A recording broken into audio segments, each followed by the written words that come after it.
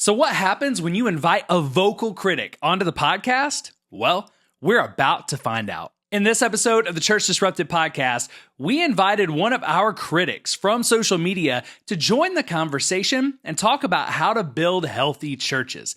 And not only was this guest a critic, he was a pastor. And when I say he was a critic, I really mean it. Here are just a few of the comments left between us on social media. Yet, once we invited him to the podcast, things took a really positive turn. And when I checked this pastor out and I checked out his church online, what I found was a surprisingly healthy looking church. They're doing a lot of things right, and they seem to be the kind of church that we wish there was more of. So by the time we got to the actual podcast conversation, I honestly wasn't sure what to expect, but I was pleasantly surprised.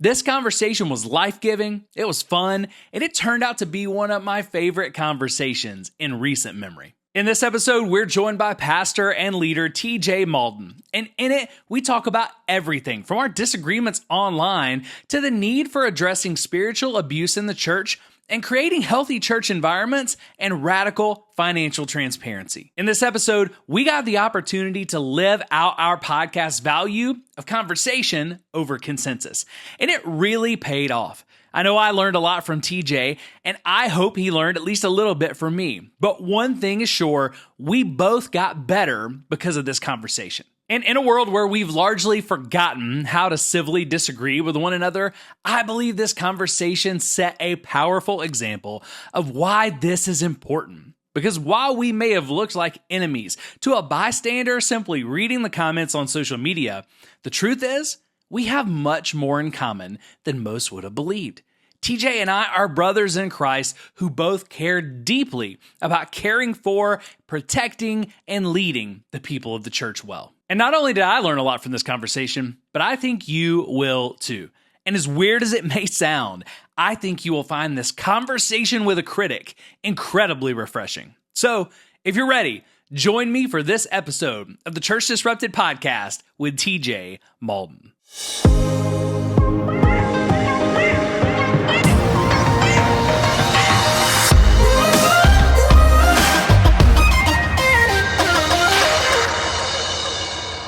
All right, guys, welcome back to the Church Disrupted podcast with your host, Jeff Cochran. I'm really excited about today's conversation, a little different than a lot of our normal conversations. But if you've been listening to the podcast long, you know we want to hear from more pastors, especially pastors who are trying to do things the healthy way.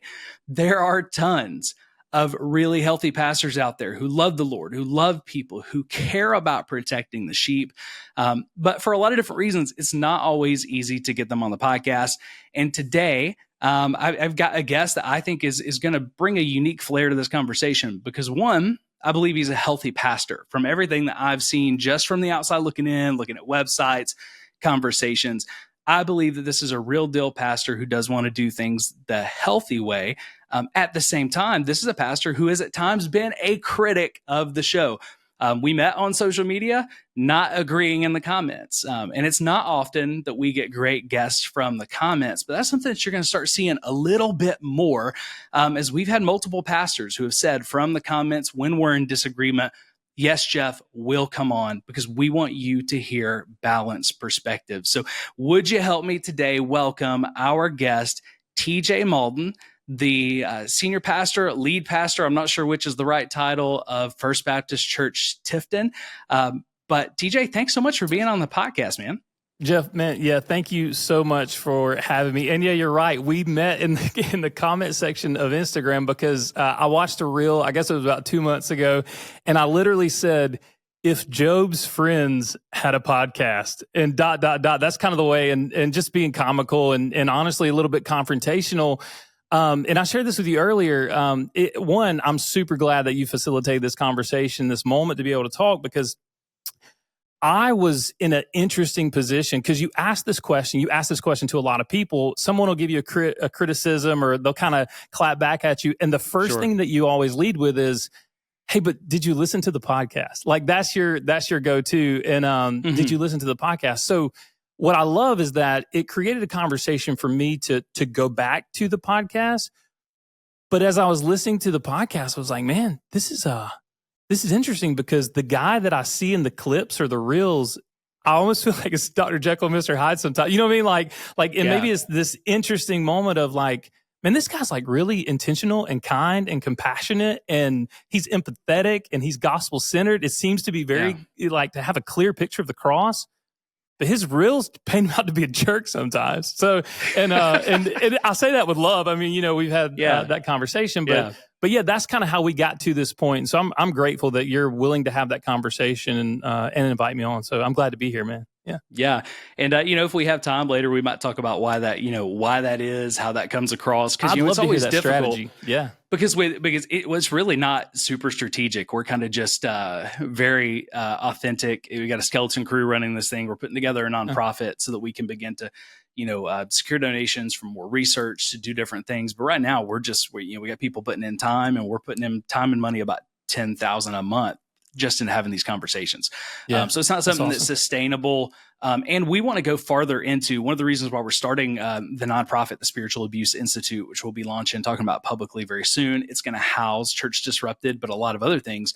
The reason we're doing that is we want to go farther than awareness.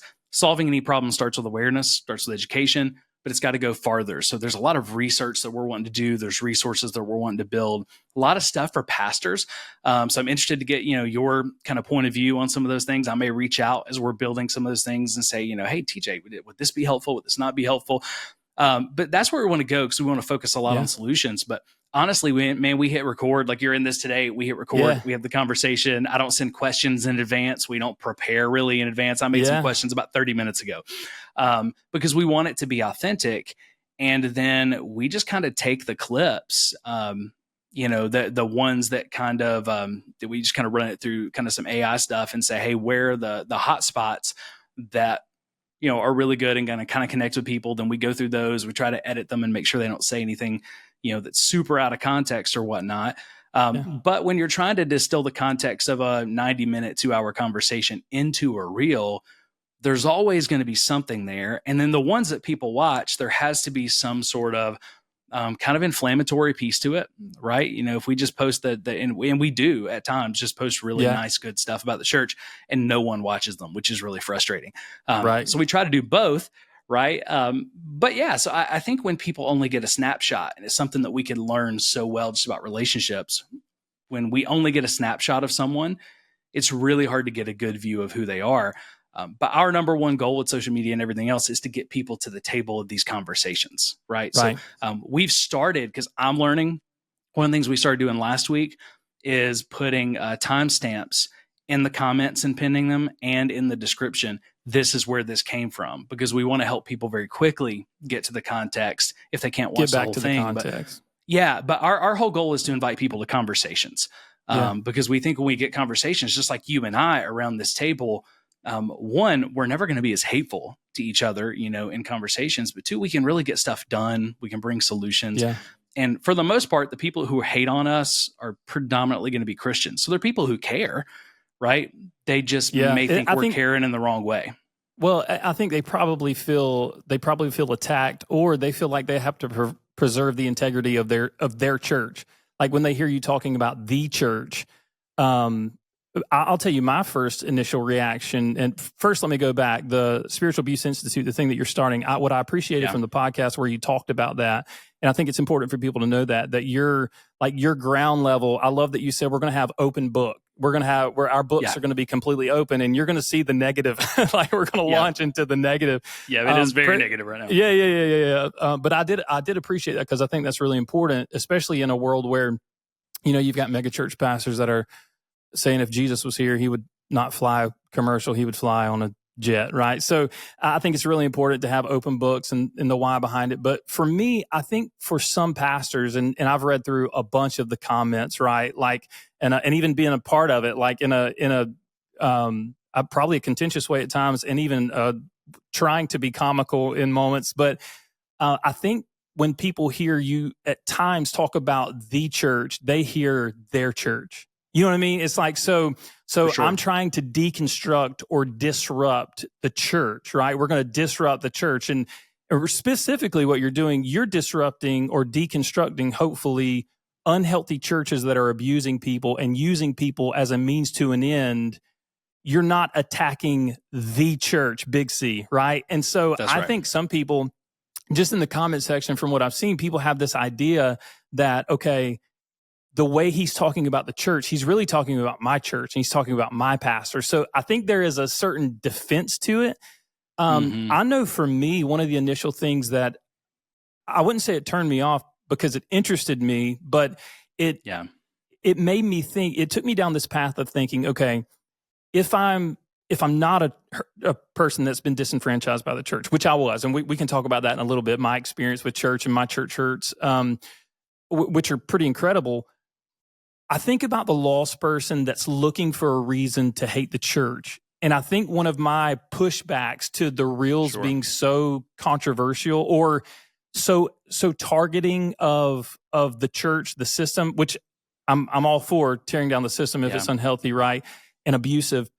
But it's this idea that, like, man, did we put a bullet in someone's gun when they're looking for a reason to off their local church, right? They're looking for a reason to throw one more spear at the local church. And I'm like, man, if the context is never followed up, like, are we giving someone that's just a critic one more tool in their belt to see, look, the church is abusive, the church is toxic. It is just another system that's here to oppress and to condemn. And so I think that was probably one of my pushbacks, not even so much about church people, but about the idea of, man, how many lost people might stumble onto this? And in the same way, how many people who've been disenfranchised by church could step into this conversation and be renewed or find a safe place.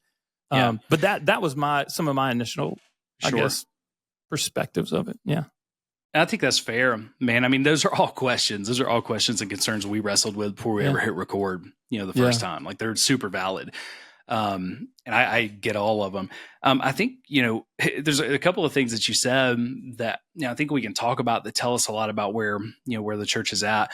One of the things that we've noticed, our biggest critics are going to fall into two camps. Predominantly, they are Christians, and out of that group, predominantly pastors. Okay. Not painting pastors to be villains at all. Okay. But I'm going to explain why here in just a minute. So you got probably 75%, and I'm going to try to make the math easy. So I'm sure it's not 75 exactly, but about 3/4 of the time it's probably Christians.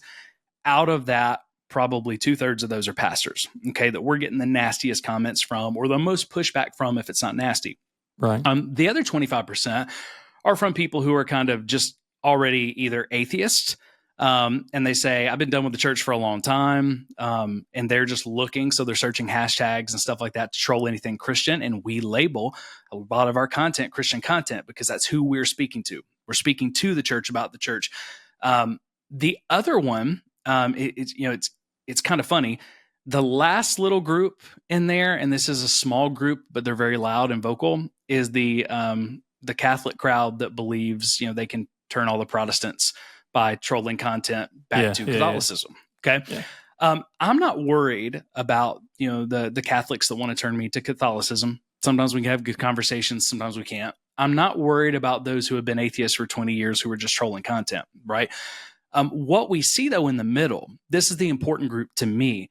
In the middle, there is a whole group of people who message us constantly, but they're not in the comments. Right. And when they are in the comments, it's just not as much, because they don't want to get in the stuff, and they'll message me and go, wow, those comments are wild. Right. Yeah. And they'll comment about stuff they see pastors saying and doing and stuff like that. But we get it from people who are in the church. Like, they are church people. They love Jesus. They're saved. They're born again. Sometimes they're church staff currently. Sometimes they're former church staff. A lot of times they're just people. And they'll say, I was almost completely disengaged from the church because I didn't think anybody saw this. I thought all churches were the same. When you guys have these conversations, it's helping us realize there are healthy churches. There are people pushing for health. Yeah. How can we re-engage? How can we start to heal? How did you heal? Right. So we're having all these conversations kind of in the back room that are way more important than the front room. But the conversations with pastors are important, because people are watching and because we want to make, we want to make an impact. So I think the more invested a person is in the institution, TJ, the more of that defense mechanism that's going to kick in. So like, if you're a pastor, you're super invested, man. You've given your life to this. It's not just your livelihood. You've given your life. I spent most of my life in that seat. So I get it. So you're going to be really defensive as a pastor. It's going to be easy for that defense mechanism to kick in. If you're, serving in multiple places in your church and you love your church and your favorite place to be is church, you're going to get more defensive there. And I don't know, sometimes that's a good thing. Sometimes that's a bad thing, but I think we have to work through that defensiveness to get to solutions-based conversations. But also I'll say this, and then I want to hear your kind of feedback on that, your thoughts. If we can get people who love the church to want to defend the people of the church as much as we want to defend the systems and institution of the church, then there won't be a need for us. We'll shut down in 2 years, right? But it's got to become about the people of the church as much as the systems and institution. Yeah, I think that, and Jeff, you make a good point, because I think that is the problem, right? Over the last 50 years in America, the commercialization of Christianity, right? Sure. And you guys call it the system, I call it the monster. And there has been a generational season where people were a means to an end for many pastors and religious organizations and nonprofits. Sure. I heard a quote from John Maxwell 20 years ago now. And he said this quote, he was talking about a youth pastor. And he said he hired this new young youth pastor, and the youth pastor walks through the lobby and he kind of weeds through all these people, and he gets to his office and he unpacks his books and he gets his charts out and he has his budgets and everything's there. Yeah. And John said he walked in, he was like, "Hey man, what are you doing?" He was like, I'm here to work. And John was like, "Well, you're a youth pastor, right?" He was like, Yeah, I hired you to be a pastor." He said, "Yeah." He said, "I'm here to work." He's like, "I got my books, I got my budgets, I got my stuff." Yeah. He said this, and this was transformative for me. He said, "You just walked through your work." He said there was a lobby full of people and you walked through your work to read a book and to balance budgets. And so for me, I think that was foundational for me, because you're right. I have seen churches use people as a means to an end and burn them out. And because a church is flashy or successful, there's always the way that you would phrase it, or some of the podcasts I listen to, it seems like there's always someone waiting in the wings that could fill that spot. So people don't invest in the people, they invest in the ministry, and people are expendable. That was my experience early in ministry. And it's probably why our church, I would hope prayerfully say that our staff and our church is fairly healthy. We're aiming to be healthy. We're aiming to be transparent. But it comes from a place of having experienced just brutal church hurt, and walking through seasons of darkness. But I do think, I'll go back, because this is the one thing I say, I was surprised based on the reels and my knee-jerk reaction even, and the way that I felt about some of the conversation that the reels started. But then when I dove back into the podcast, because I was like, all right, I'm going to pick this apart. I'm going to bring me the fine-tooth comb, theologically, practically, I'm going to pull this apart. And I'm like, this is a likable guy. You know what I mean? Like this is, I even told our staff, our team, because full transparency, one of our guys, I showed him a reel and I said, how does this make you feel? Now, this is someone who's also been hurt by church. And, based on the reel, they were like, that dude's a freaking jerk, And then like, I started talking about the podcast and it's like, no, that's like really good. That's really good content. I'm like, exactly.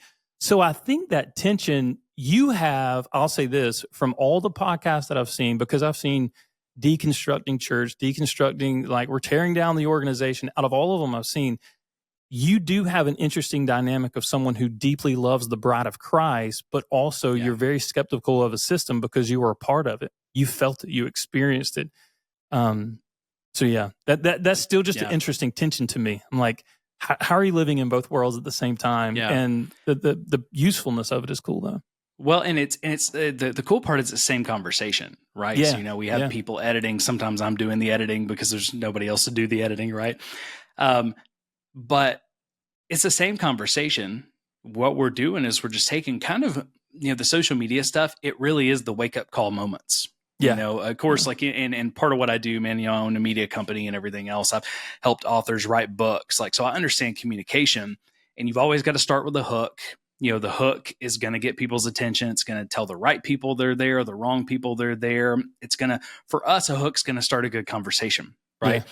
So we're okay with people disagreeing with us. I love it when pastors say, like what you just said, I'm gonna tear this podcast apart. I'm gonna go through it with a fine tooth comb, because if you do, you may not agree with us on everything, but the conversation is going to be phenomenal.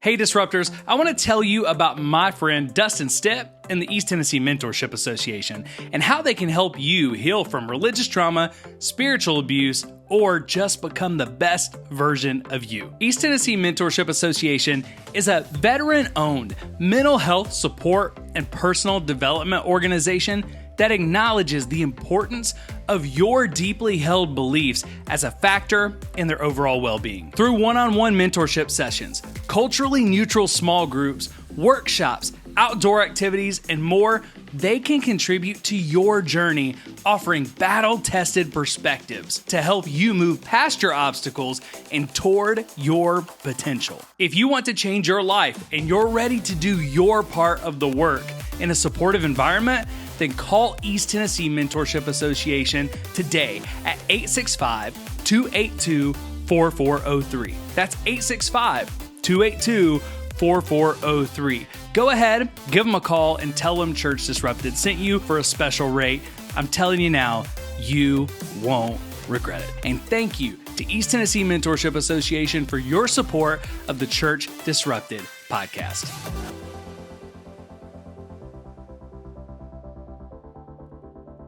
To interject, I think the one thing that the church is missing is, and I say the church globally, is healthy tension, right? Because for years, we could talk about this, but it's okay to disagree. We say this around the former lead pastor here at this church. Theologically, we disagreed on several things. And even practically how we are to live out the gospel, how we are to reach our neighbors and our neighborhoods. And we disagreed on those things. But for me, it was like, okay, I can disagree with you. I can have a passionate conversation of disagreement as long as we are hanging our hat on the gospel of Jesus Christ and making sure that we're fulfilling the mission to love God and to love people. If we can say that, I'm fully loving God, but in the same way, I'm not elevating my love, or I'll say my love for the church or my love for my organization above my love for people. As long as we can hang our hat on the gospel, I'm good to have those tense conversations.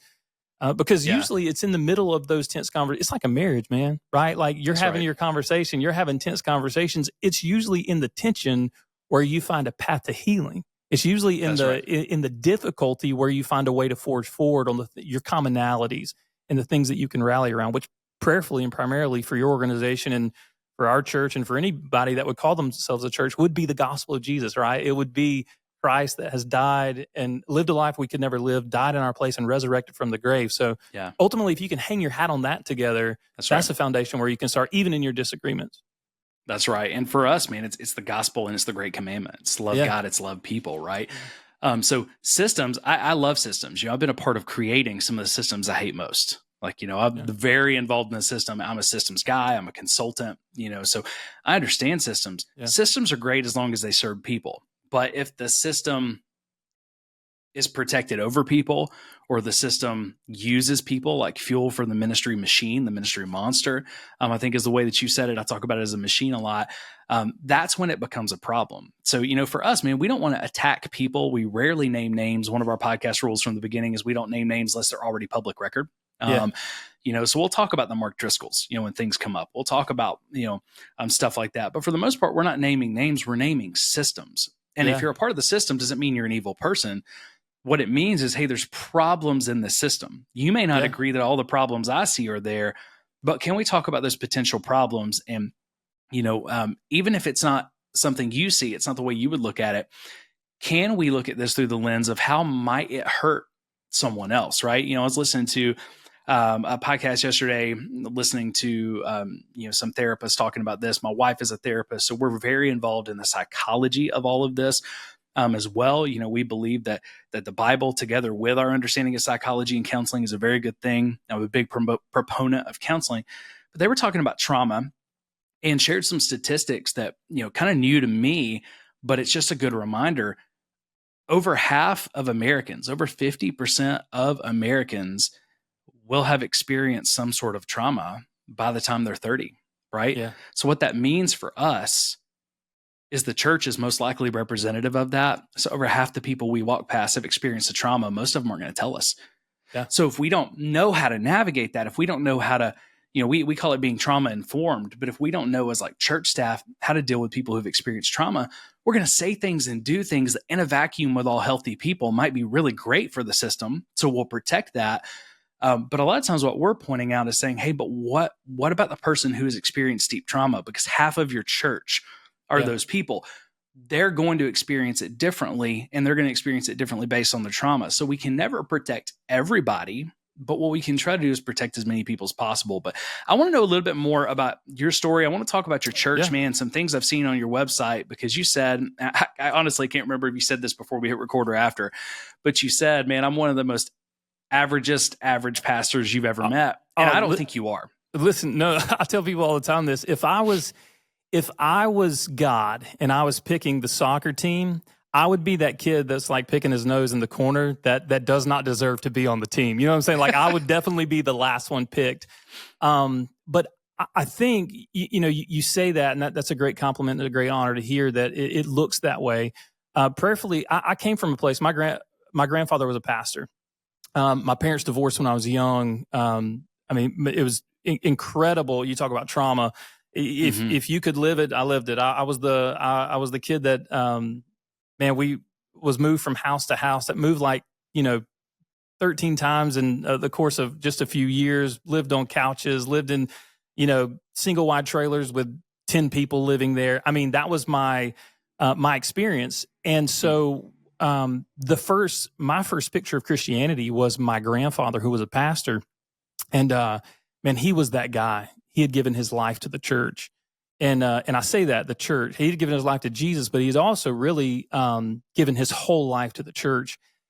And he became ill, and when he got sick, a younger pastor came in and started privately meeting with all of his tithe payers, and went and planted their own church, and left him ill with 16 senior adults. And that was my experience of church, my first real experience of I'd seen Jesus in his life. But how old were you when that happened? Oh, gosh. So he got sick when I was 12, and it was a 4-year process of people, 2 different pastors actually came in, one church planted. And man, what was so gross to me about it, one of the churches planted, took about 40 people from his church and planted, and they did a front page cover story in our local newspaper on this new exciting church plant. And I was like, you guys are, so even at 12 years old, so at 12, I said, man, I'm not doing this. I could easily make you hate the church, make you say I don't want any part of this. Yeah. Well, I did. It was brutal. And I said, if this is church, I don't want to be a part of it. But it was his faith in the face of that kind of hurt, to where every time I would leave his house, he would say, which it was my house. I lived with them for several years, but he would say, TJ, you just got to obey God, and you've got to trust God, and you've got to praise God with your life. And I'm like, whoa, no. Like, you can't, don't say that. Like, you know what I'm saying? Like, don't say that to me. And so then watching the way that he suffered and the way that he glorified God in his suffering physically, it really opened the door. And this was wild. I was 16 years old, and they were still meeting on Sundays in this little non-denominational church in Albany, Georgia. And he said, these senior adults came to me. I was 16 years old, and they were like, TJ, listen, I'd been saved like 3 months, bro. And they said, I'd came to faith in Christ, been converted, and about a 3-month window had passed. And they said, TJ, you read your Bible, and you're pretty good at talking. Would you just teach us the Bible on Sundays? And so at 16 years old, I started, it was really just like the small group with these 16 senior adults. And that grew, and God blessed that. And it was really cool. But my foundation in ministry was watching, okay, these people will shred you. There are people that will tear you apart if they have the opportunity, because there are, and you're right, in systems, in certain, especially church systems that we built, and I would say nonprofits, I would say in really any system to where a person can become a leader, right? Yeah. There can be an abuse of power in such a way that that people become a means to an end, and it becomes about them rather than him being Christ, right? And so I watched that, and I think that probably informed some of the way that I operate, and the way that I live, the way that I lead our church. But then, man, I'll say this: I started leading worship, kind of doing so I was a preacher first to these old people. That little church grew to a there was like 100 people downtown, in Albany, and I was like 18 years old, and I had no idea what I was doing, and probably offended 30 times as many people as I helped. But in that, I started leading worship, and that was really my launch into the church world, outside of living for Jesus, reading the Bible, but organized systems. Is when I became a worship leader and started traveling on kind of the summer circuit and leading worship at camps and D-Nows and those things. And it was in that process that I was serving a church, and a friend of mine and I decided to plant a church. Now I'm laying this down because of what you said about, like, man, it seems like you could be a healthy church, or you, from the outside looking in, you look like a healthy pastor. My best friend and I planted a church together. And he was older than me. He's actually been on the podcast. We did a whole podcast on church hurt and reconciliation. Very cool. He 12 years older than me, but he fired me. He was my best friend. I did nothing unethical. I did nothing immoral. I did nothing against the scriptures. But the thing was, we're going in two different directions. And while I was gone on an internship, there was an announcement made to the church that that I was leaving to pursue musical dreams, right? Or I was leaving to pursue other things, when really I had been canned. And so, that part's hard for me. That part is one that I think we got to do we have to do a better job in the church. We got to be able to be honest. We can honor people and not throw them under the bus. But when we do that, we think we're protecting people. But what it does, man, is at some of the lowest points of your life, you can't talk about it to anybody because they think you're doing something good. God called you away, right? When it's like, no, hey, there's a business and a strategy to this. We get that. But we need to know how to pray for TJ because he's hurting right now, and I have sat in the room while those things have been told before. And man, I struggle with it because I know the heart behind it in a lot of cases. The heart behind it in all cases is not good. But even when the heart behind it is good, we've got to get back to the point to where we say, but that's a lie. It's not true. And truth is what we're called to. Truth in grace and love. So how can we tell the truth in a way that honors this person, in a way that loves this person? Yeah. And I know it sounds crazy, but when I look back on those moments, I look back on those experiences, and he's still my best friend. It's a crazy act of God's grace, right? We are still friends. And God used that. He would say this, God used that to shape his leadership in recognizing, but it used it to shape mine as well. And my team here at the church, and I feel like my primary call as a lead pastor, I'm called to love and shepherd the staff around me with everything that I have, that I'm supposed to set them up to win. I'm supposed to make sure that they're healthy, they're rested, they're cared for. But, it was those things that informed who I am and how our church functions now. I remember 6 years ago, I went to our personnel committee at the time, and I started at this church that I'm at now, to jump forward. I started here as a hireling, really. I was leading 3 songs on Sunday morning. They wanted to plant this new contemporary service. I was leading 3 songs, and they were paying me like $300 a week to sing 3 songs. And it got to the point to where I really recognized God could be doing something. And so I said, hey, man, I'm just a hireling. Like any musician can do what you're doing. I want to be a shepherd. God's called me to be a shepherd. So so I was brought on staff, and I've been here 13 years, but I went from singing 3 songs to leading a contemporary service, going to 2 services, becoming an associate pastor, the executive pastor for 5 years. So budgets, employment, hiring, firing, and then lead pastor for the next 2 years. The whole time I've been preaching and leading worship, but I picked up those other responsibilities, and I really took ownership in executive pastor because I'd seen so many pastors burning out, so many pastors leaving the ministry, so many staff members leaving the ministry. And at first I'm like, man, what are y'all guys doing? This is great. Like, we're serving Jesus. We're loving Jesus. And then I remember I was like, hey, I'm going to institute, as the executive pastor, I was like, I'm going to institute a mandatory 14-day sabbatical for our staff. And some of the questions that I started, some of the questions I started getting asked were like, yeah, but don't they get vacation? I was like, yeah. They're like, so is this going to count against their vacation? I was like, no, this is called sabbatical, like Sabbath, a time to go and sit with Jesus and to grow and to be changed and to make sure they're loving their families well. And that was such I I began to recognize then that was such a foreign concept in the church world, especially in the South. Like, man, if your pastor's not there for every hiccup, every stub toe, like he is in this culture, at least down here, he's not worth his salt, Yeah. And so I recognize that if you create healthy environments for your staff will create healthy environments for your people. And that's the biggest thing for your staff to recognize that they're not a means to an end. And ultimately, like the great Remember the Titans movie, attitude reflects leadership, And so it's like, if my staff feel like they're a means to an end, if they feel expendable to me, if they feel like they're a cog in the wheel, and if like they're incredibly replaceable and they don't have value and they don't feel loved and protected and nurtured and shepherded, then the people that they are leading, which are ultimately our volunteers and on down the line, people that we are aiming to disciple, then that can turn into a cycle of just unhealthy organization rather than a church that makes disciples. So, yeah, man. Well, I honestly think we're better as pastors when we've experienced church hurt. Yeah, and I think we're even better as pastors when we've experienced spiritual abuse.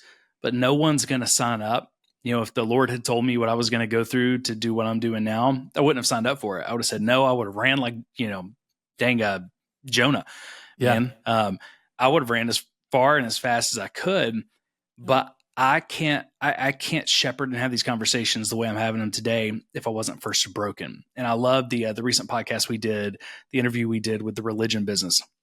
Those guys, they said, hey, we're not just talking about shepherds, we're talking about broken shepherds, because broken shepherds lead healthy churches. So can we break ourselves? Yes.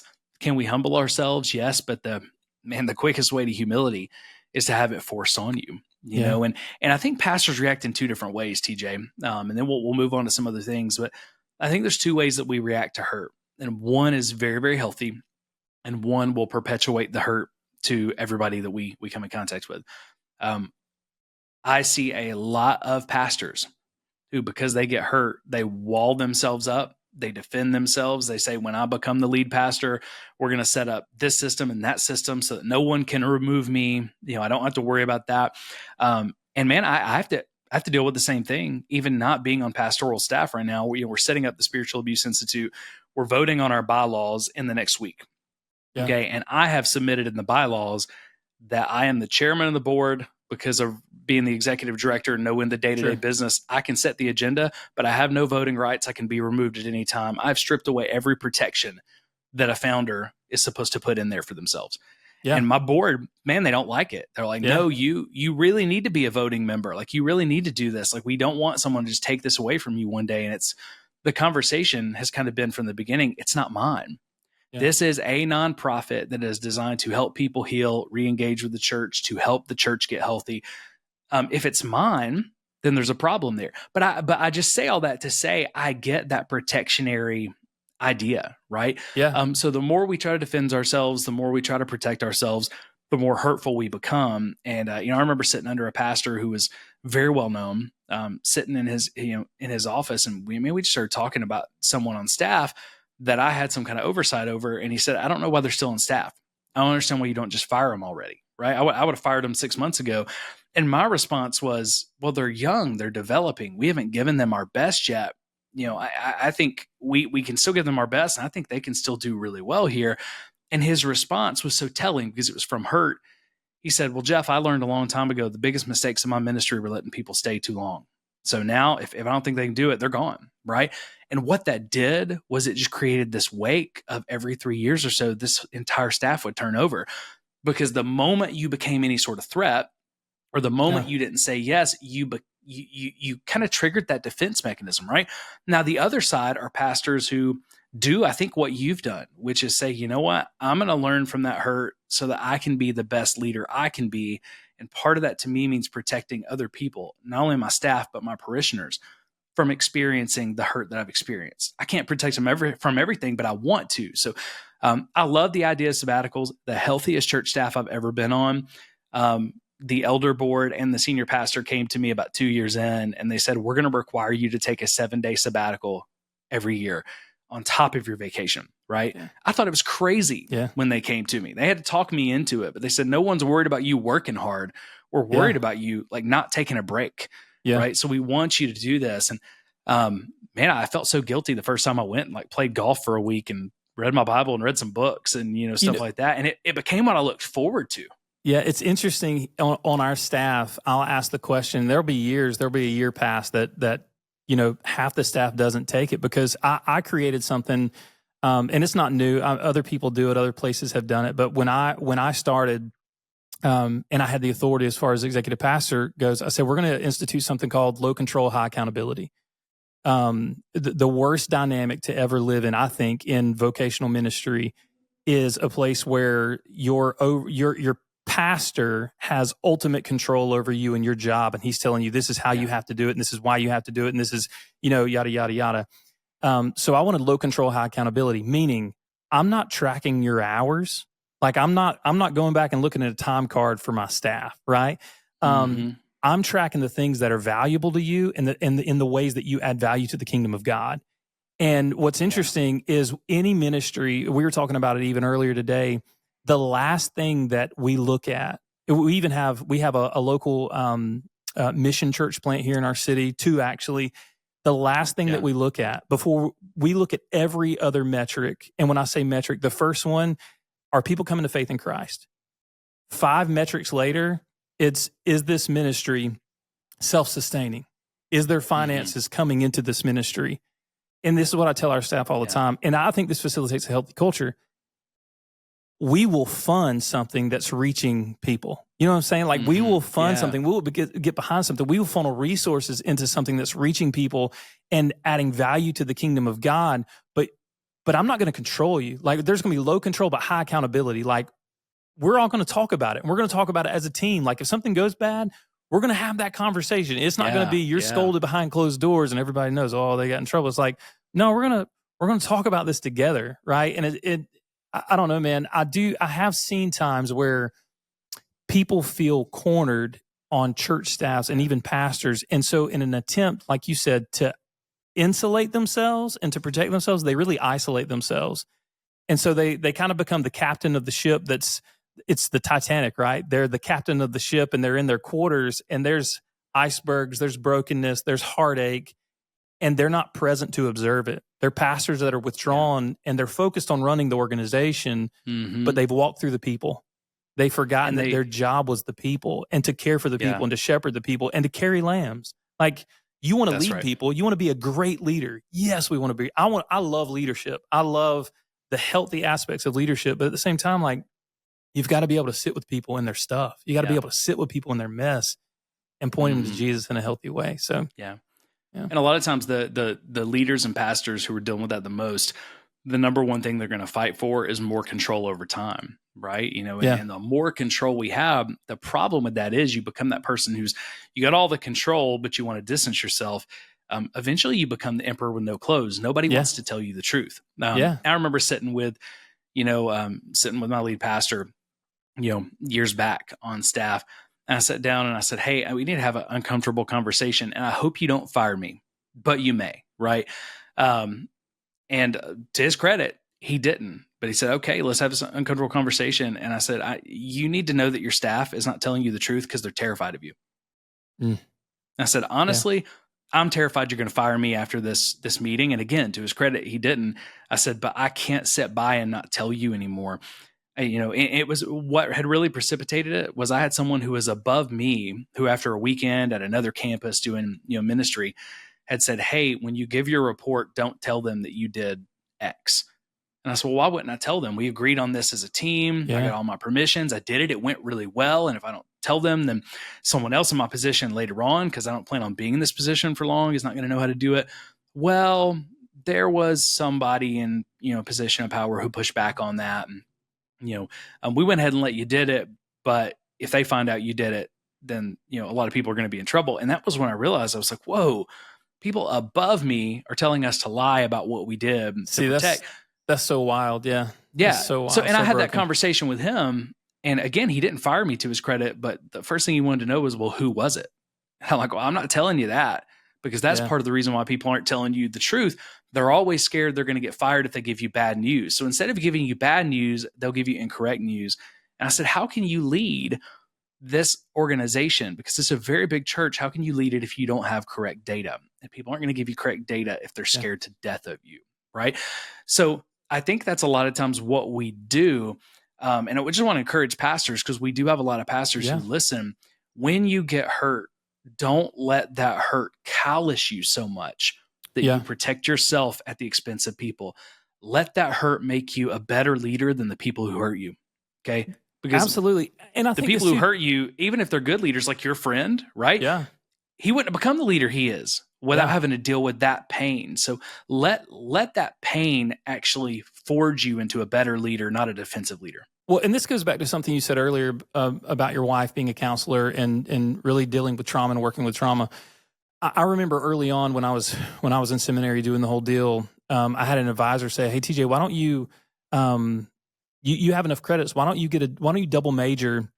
And he's like, "You got some room. Why don't you get another? He's like, focus on another major." He's like, "I think counseling would be great. You want to do some pastoral stuff? Why don't you do counseling?" So I got a degree in counseling, and I was thinking, going through like, oh man, I'm going to use this theology degree. Like my theology degree is going to be the thing that I hang my hat on. And I'm like, I never, I mean, obviously I use the scripture and the word, but it's like, man, I'm not, no one wants to, I don't have 3-hour conversations on, deep systematic theology. All right. I'm not spending 3 or 4 hours, people really crippled in their walk with Christ because they can't understand a certain creed. I'm sitting with people who don't know how to put their marriage back together. You know what I mean? People who they're trying to love children who are abandoning Christ and the church and walking through hard times.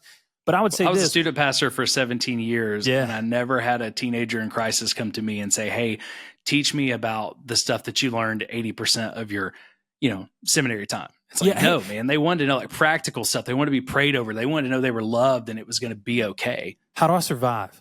I mean, that's the most teenagers, especially in this culture. But for me, going back to that, I think one of the great things that helped me is, and prayerfully, when I started in ministry, I was very prideful. I was very egocentric. Like I said, I was in a worship band, and my staff may tell you today, well, he's kind of still egocentric. I don't know what they would say, but prayerfully, they've seen a shift, even over the last 10 years, of becoming more self-aware. And I think that's really what it comes down to a lot of times, Jeff. It's not that some pastors are bad pastors or want to be egomaniacs or bad pastors. They've just never had someone hold the mirror up in front of them. They've never had that opportunity to cultivate that self-awareness. And for pastors, I think you have to be self-aware enough to know, like for me, for example, people would consider me an A-type personality. When people use the Enneagram, they're like, "Oh, TJ's an 8, man. He's an 8. He's a challenger. He's going to wreck some stuff or whatever." But I know that's part of my temperament. So one of my closest friends on staff and someone that I hired and that I trust would fire their mom. And they would look at their mom and be like, "Mom, you're wrong in this area, this area, this area." Well, I want that person close to me because I need somebody. Yeah. He's actually the guy that runs the audio for our podcast, and he runs audio production for our whole church. So he's listening right now as we're doing this. Yeah. But I'll ask him, I was like, "Hey man, how was this?" And he'll be like, "Nah, it was a 3. And everybody else might be like, "Oh man, that was a 10. It was perfect." Yeah. He's like, "Nah." And you need, as a pastor, it's very tempting. I won't just say pastor, as a parent, as a leader, as a business owner, it's tempting to get in an echo chamber of yes men who champion everything that you do and never push back. That's just an easier life. But I would argue, one, that leads to a lot of ruin, and it's not a very fruitful life.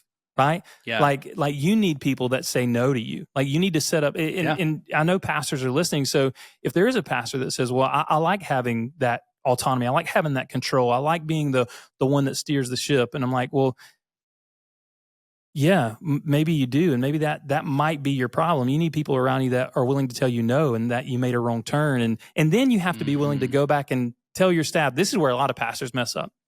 You've got to be willing to go back and tell your staff that you made a mistake. As a pastor, I think some of the most important things that you can do is to apologize to your staff and apologize to your church. Listen, I'll tell you real quick. We were in a building program. This was 8 years ago, 9 years ago. And I said this, bro. And so when I say I'm the averagest of the average, right? we were in a building program and people just weren't committing to give. And so I was like, listen, man, if you're not bought into the vision, if you don't want to do what God's calling you to do, like there are 146 other churches in our community that would love to have you. And as soon as I said it, I was like, what a freaking jerk, man. And you weren't the senior pastor at this point either, were you? Bro, I was an associate, right? But I was responsible that for makes it so much harder. Well, this was difficult too. Our church dynamic is crazy. I was responsible for the contemporary service, which was growing astronomically while our traditional service was atrophying. It was dying. And so I was in a place of influence. I could say things that were challenging, but it wasn't even what I said. I still stand by what I said, and I believe what I said. Like if you don't want to be a part of any organization, not just a church, if you're a part of Habitat for Humanity and you don't want to show up on Saturday and you don't want to buy nails and donate nails, go find something that you're passionate about and do that. And that was not the problem. What I said actually was not true. I mean, what I said was actually true, but the heart in which I said it, a heart that should have been a pastoral heart to encourage people and to love people and to set people up to win, was, if you look at it, it was really a prideful heart of manipulation that said, like, you better step up or go somewhere else. And I realized I had a great friend come to me that Monday, and he was like, he cussed me out, actually. He was a church member and a great friend of mine. And he said, man, you won't tell me to write another blankety blank check to this blankety blank church. And I knew that I had made a mistake in the moment, but that conversation, I was like, what am I doing?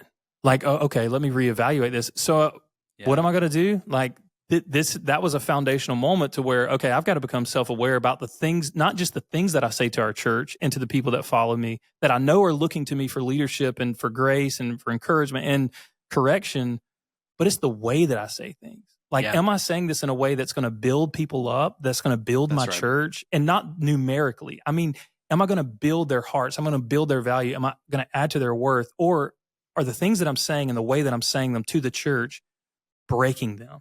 Like, is it breaking their spirit? Is it breaking their heart? Is it maybe preaching the truth to them, but wounding their soul? So, yeah, well, you know what you were doing, challenging them to give, right, was good. Challenging them that, hey, if you want this building and you think this is necessary for ministry, we can't do it unless people give. That is good. But I think, and to dissect it, not to pick on you, but to dissect it, because I've done tons of those things as well.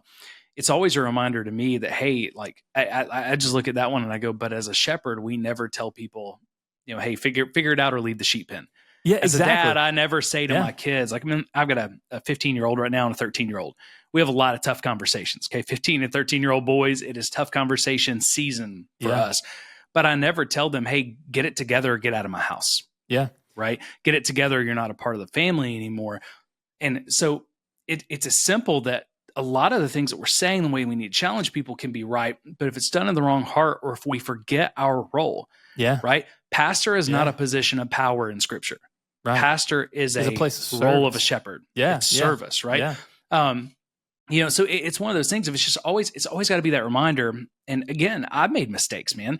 One of the reasons why I'm so why I care so much about spiritual abuse, and I said this in an earlier podcast, so we probably need to come back around to it because a lot of people maybe not realize it. But we said in episode 1, I have both been spiritually abused and I have spiritually abused. Right? I have been complicit in this. I'm not going to be complicit in it anymore. Right. You go back and you talk about that. So we can learn a lot from our mistakes, but you go back and you talk about, what you talked about a moment ago was pastors being self-aware. If we haven't let someone hold up that mirror to us before we get power, we're never going to do it. Yeah. And if you have power and you don't give someone else not only power and authority to hold up that mirror, but protection when they do, okay, then they're never going to tell you. The greatest moment of self-awareness for me was realizing, and just a little bit about my story, I don't share with a ton of people, but I think it's important to this. I came to the conclusion kind of all at the same time. Okay. So I am in therapy and learning that getting diagnosed with PTSD from stuff that happened when I was a kid, right? Yeah. Didn't know I'd lived with that for 30 something years. At the same time, I'm dealing with spiritual abuse in my church. And really that ended up being another kind of PTSD diagnosis. I've got PTSD from really 2 sources. One is a 7-year-old, one is, a 35, 34-year-old. So I'm going through that, walking through this with this therapist at the same time that, my father committed a violent crime against one of, someone I'm very close to in my family. And in that same season, I'm dealing with those things. I actually had to testify against my father at a sentencing hearing. Talk about excruciating, right? And all I could think about was I'm coming to grips with this idea of there was a lot of narcissism when I was growing up. There was a lot of narcissism in the church as I was dealing with that spiritually abusive situation, as I'm having to write a letter to the judge and prepare my statement. And then, the defense is asking me all these questions and they ended up making it worse. I'm having to talk about narcissism with my dad now, all of that. And I came to the realization, oh my gosh, I'm primed to be a narcissist. I was born with a lot of that. Like, I'm an Enneagram 3, so I want to win. I want to manipulate. I want to do whatever it takes to look good. I've grown up around narcissism. I'm seeing it in the church right now. The best way for me to win would be to turn this into a weapon. And it was that moment of realization, not only I can be a narcissist if I'm not careful, but realizing on the spectrum of narcissism, I was very high. I was dangerously high at that point. That wake-up call and having a therapist that could hold that mirror up, man, and then coming home to a therapist who could hold that mirror up and go, yeah, you're not NPD, you're not a narcissist, but you have to be careful, right? That totally changed my life. It's why I'm such an open book. So again, we have to, pastors, before we get too much power, hold up that mirror. And if you already have power and you not let people hold that mirror up to you, you've got to give away some of the power and provide protection for people to hold that mirror up to you. That may mean there's a season where you're not allowed to fire anybody. That goes to someone else so that you can get that mirror. But self-awareness is such a gift because we have to come to grips with our own brokenness before we can really start protecting other people. So one of the things, man, I kind of want to talk about, just if we could shift gears, I want to talk about some really practical stuff at your church. One of the things that we're going to start doing, some people are going to love this, some people are going to hate this. So there's two pieces to this. With SAI, one of the first things we want to do is we want to start doing what we call church safe assessments. Church safe assessments, we come on site, we spend about 3 to 5 days with your staff. You can give a donation to cover that if you want. If you hate us at the end, you don't have to pay for anything. We'll get donors to do it, right? It's all offered free of charge with a suggested donation. But we come in, we meet with your staff, we do assessments and evaluations, we look at everything with a fine-tooth comb, and we basically come back with a letter grade, A to F with pluses and minuses. And if you're a B- or above, you get certified church safe. We put you on a website that basically says, hey, if you're looking to re-engage with the church and you need a safe church, we're not talking about their theology, we're not talking about anything else. This is a church that we believe is safe. They have safe structures for you to re-engage if you've been through trauma or abuse, okay? Because we want people to re-engage.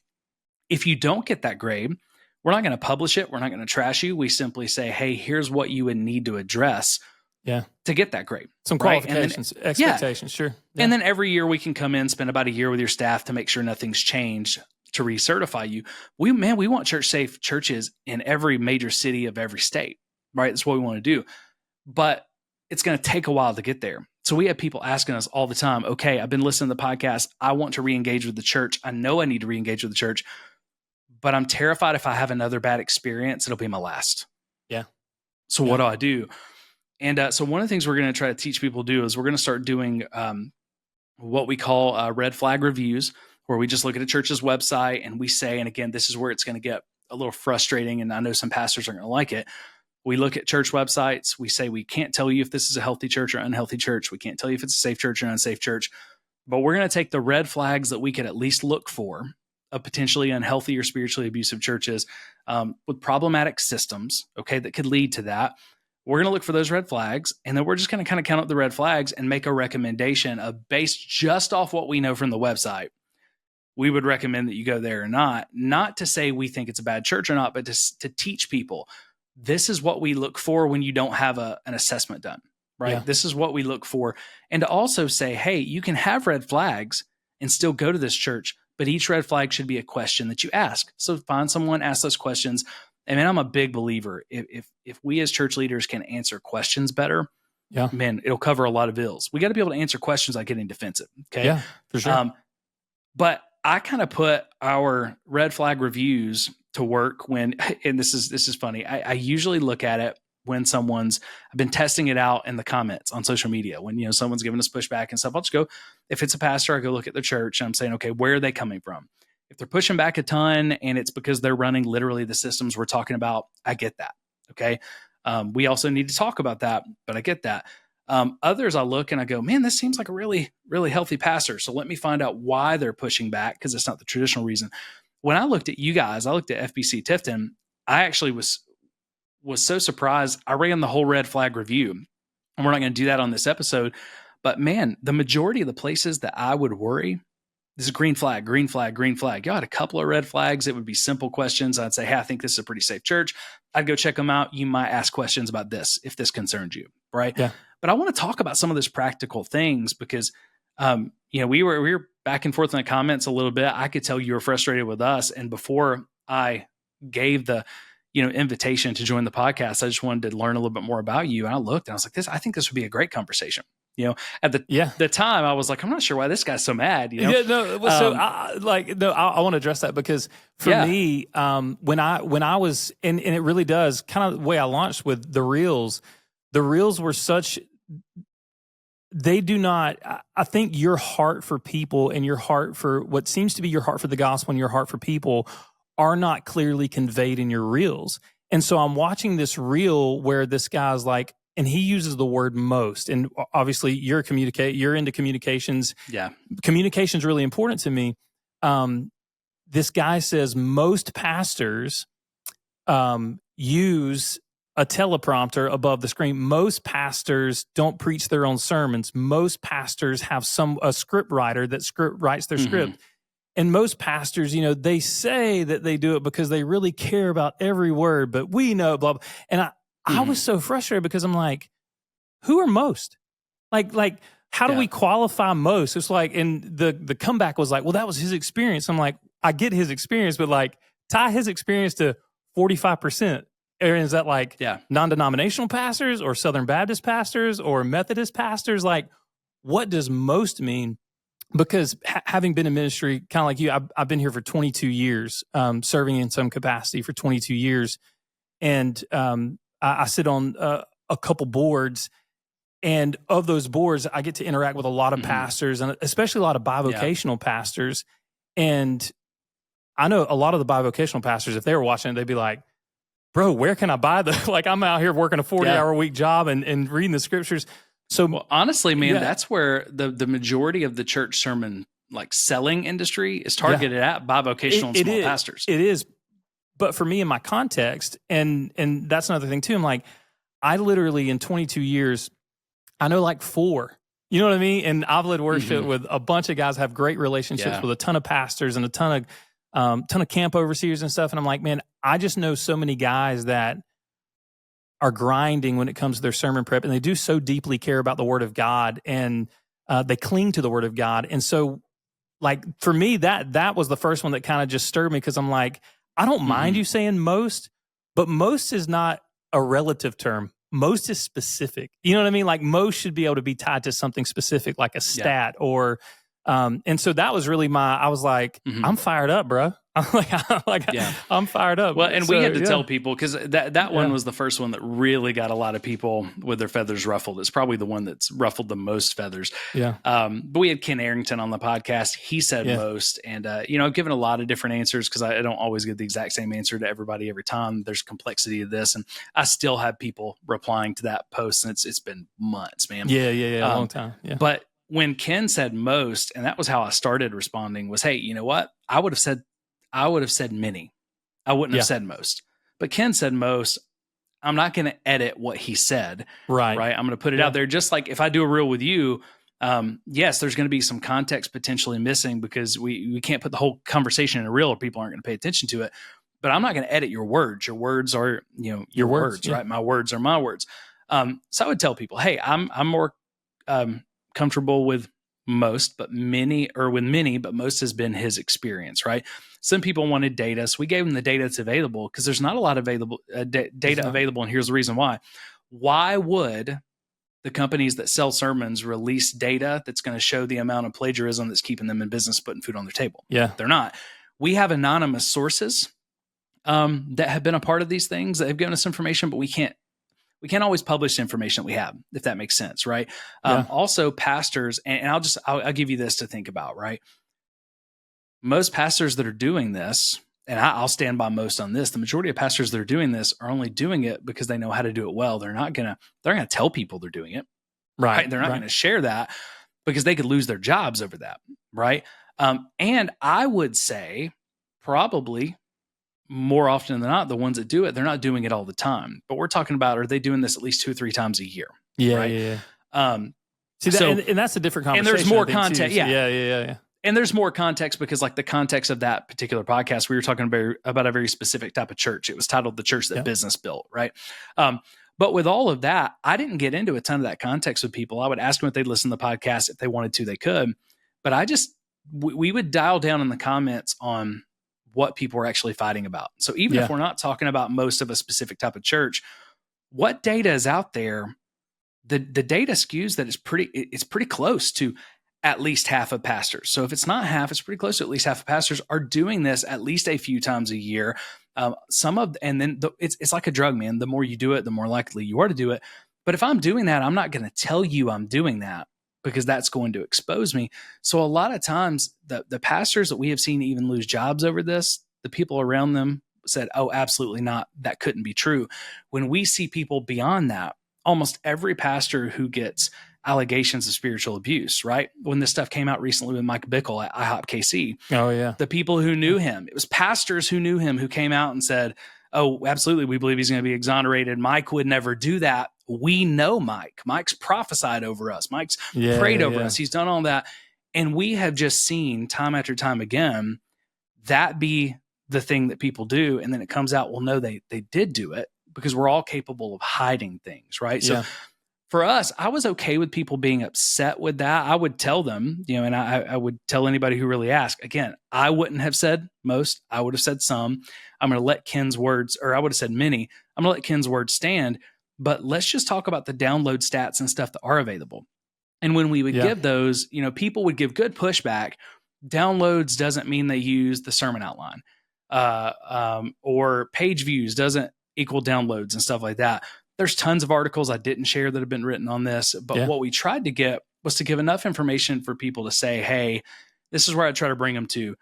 If we disagree on the verbiage, the word most, the phrase most, if we disagree on that, can we agree it's a big problem? Because right here in the comments, I've already said multiple times, right, that I get the problem with most. I'm not going to take it down because it's starting a good conversation, and I'm not going to edit Ken's words.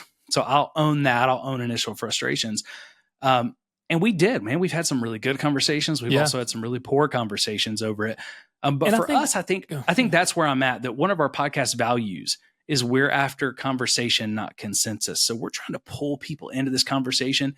And honestly, TJ, sometimes they have to get mad to get in the conversation. Well, and I think this is a part of it too. And what was confounding to me and very interesting is that the way that was communicated, and what you were saying, like some of our first interactions, I'm like, this is having the conversation. It's like, this is not this guy. Like, this guy is not, from the real, there are untold numbers of people that were like, see, I knew my pastor was a fraud. You know what I mean? And then it's like, well, no. Anytime, and I would agree with you wholeheartedly, anytime that it happens, it's wrong. In any context, right? Anytime plagiarism happens in any context, it's wrong. It's disingenuous. It's dishonest. But the way that it was presented, and that was kind of the thing that we began with, and that was kind of what, at least for me, stirred it up. And but that was the original question. Like, what are some of the things that, and I was like, man, that was one of the ones that fired me up. Yeah, no, I totally get it. Yeah. And I've got, we've got that pinned to the top of our page. We don't hide it. And it is because it starts so many good conversations. Because if you see the messages behind it, man, you see so many productive conversations. And I'll also say this, TJ, because I think you've handled yourself well. When you've disagreed, you've still handled yourself well. I have to very often bring people back and say, hey, time out, pastor, let's check the fruit here. Oh, yeah. What are we saying? Yeah. Because people start with just calling us names, man. People start by saying things that are very unbecoming of a pastor. So, hey, we kind of let that stuff play out, yet still love Jesus, still love pastors, still honor pastors. And man, we've had listeners And this is the great thing too. So this will be if someone's listening, maybe you're just listening because you hate us and you're looking for a clip. Totally cool. I hope your reaction video goes really well. I'm not going to comment on it. But even if you're doing that, like I want you to think about a better way to do this. So I always tell people too, like if you're super disagreeable and you really think it, like I've had people who have called this TJ, they're like, man, you're just Satan. Like you're Satan's minion. And I'm like, well, if I'm Satan's minion and you think this is Satan's content, why would you be commenting on it? Yeah. Because that's just telling the algorithm to send it to more people, right? But I had a guy who's been following us from the beginning when we had like 200 followers, on Instagram, and nobody was listening to the podcast. And he sent me a message a couple of weeks ago about a story. And the story was actually a response to some comments, because I get defensive. After a while, the stuff that we get, like honestly, and so I'll give you guys a peek behind the curtain. When that most clip took off, and I remember posting it thinking this one's probably not going to even get any traction. It was right around Christmas. When it took off, I was coming back to from a Christmas service a few days leading up to Christmas. It starts taking off, and because the responses, man, like for the first time in years, my blood pressure skyrocketed like to dangerous levels. Yeah, like I honestly had to get off of social media for a little bit because I care what people think, right? So that part's not helpful, but this person's been watching through all this. They've experienced church hurt. They're still in the church. They've been a staff member. But I responded kind of in a pithy way, with, and honestly, I posted something on the story. It was something along the lines of, it's always easy to tell when you bumped up against an idol. Yeah, you did. I still believe that's true. Right. I still believe that's true. Yeah. But a person reached out to me. They sent me a message, have been following along with you for a while. I normally agree with the stuff that you said, but this post didn't feel right. This post didn't feel good. You responded because you're upset. You responded because you're feeling defensive. And even though it may be true, to automatically say it's an idol, I think you're just doing that out of your hurt, right? And that makes you no better than them. I love you. I'm still going to watch the content. I'm still grateful for you. I just think you missed it on this one. You know what we did? I came back and I said, okay, tell me a little bit more. You're right. Yeah. And I agree that the content is right. I agree what I said was right, going back to what you said earlier, but my heart wasn't right in it. And people are going to see this and they're going to feel the defensiveness, and I don't need to add to that. So you're right. It's already taken down. Well, Jeff, and I think too, right. Like, and that's all it took. And then I had a conversation with my accountability about it. Yeah. To say, hey, this person said this, and even though you didn't see something with it, I took it down, for this reason. So that's always more helpful too, I think, when we can just have those conversations with people, because, there are people who say we won't listen to any feedback. And it's like, oh no, like if you give feedback, we'll listen to it.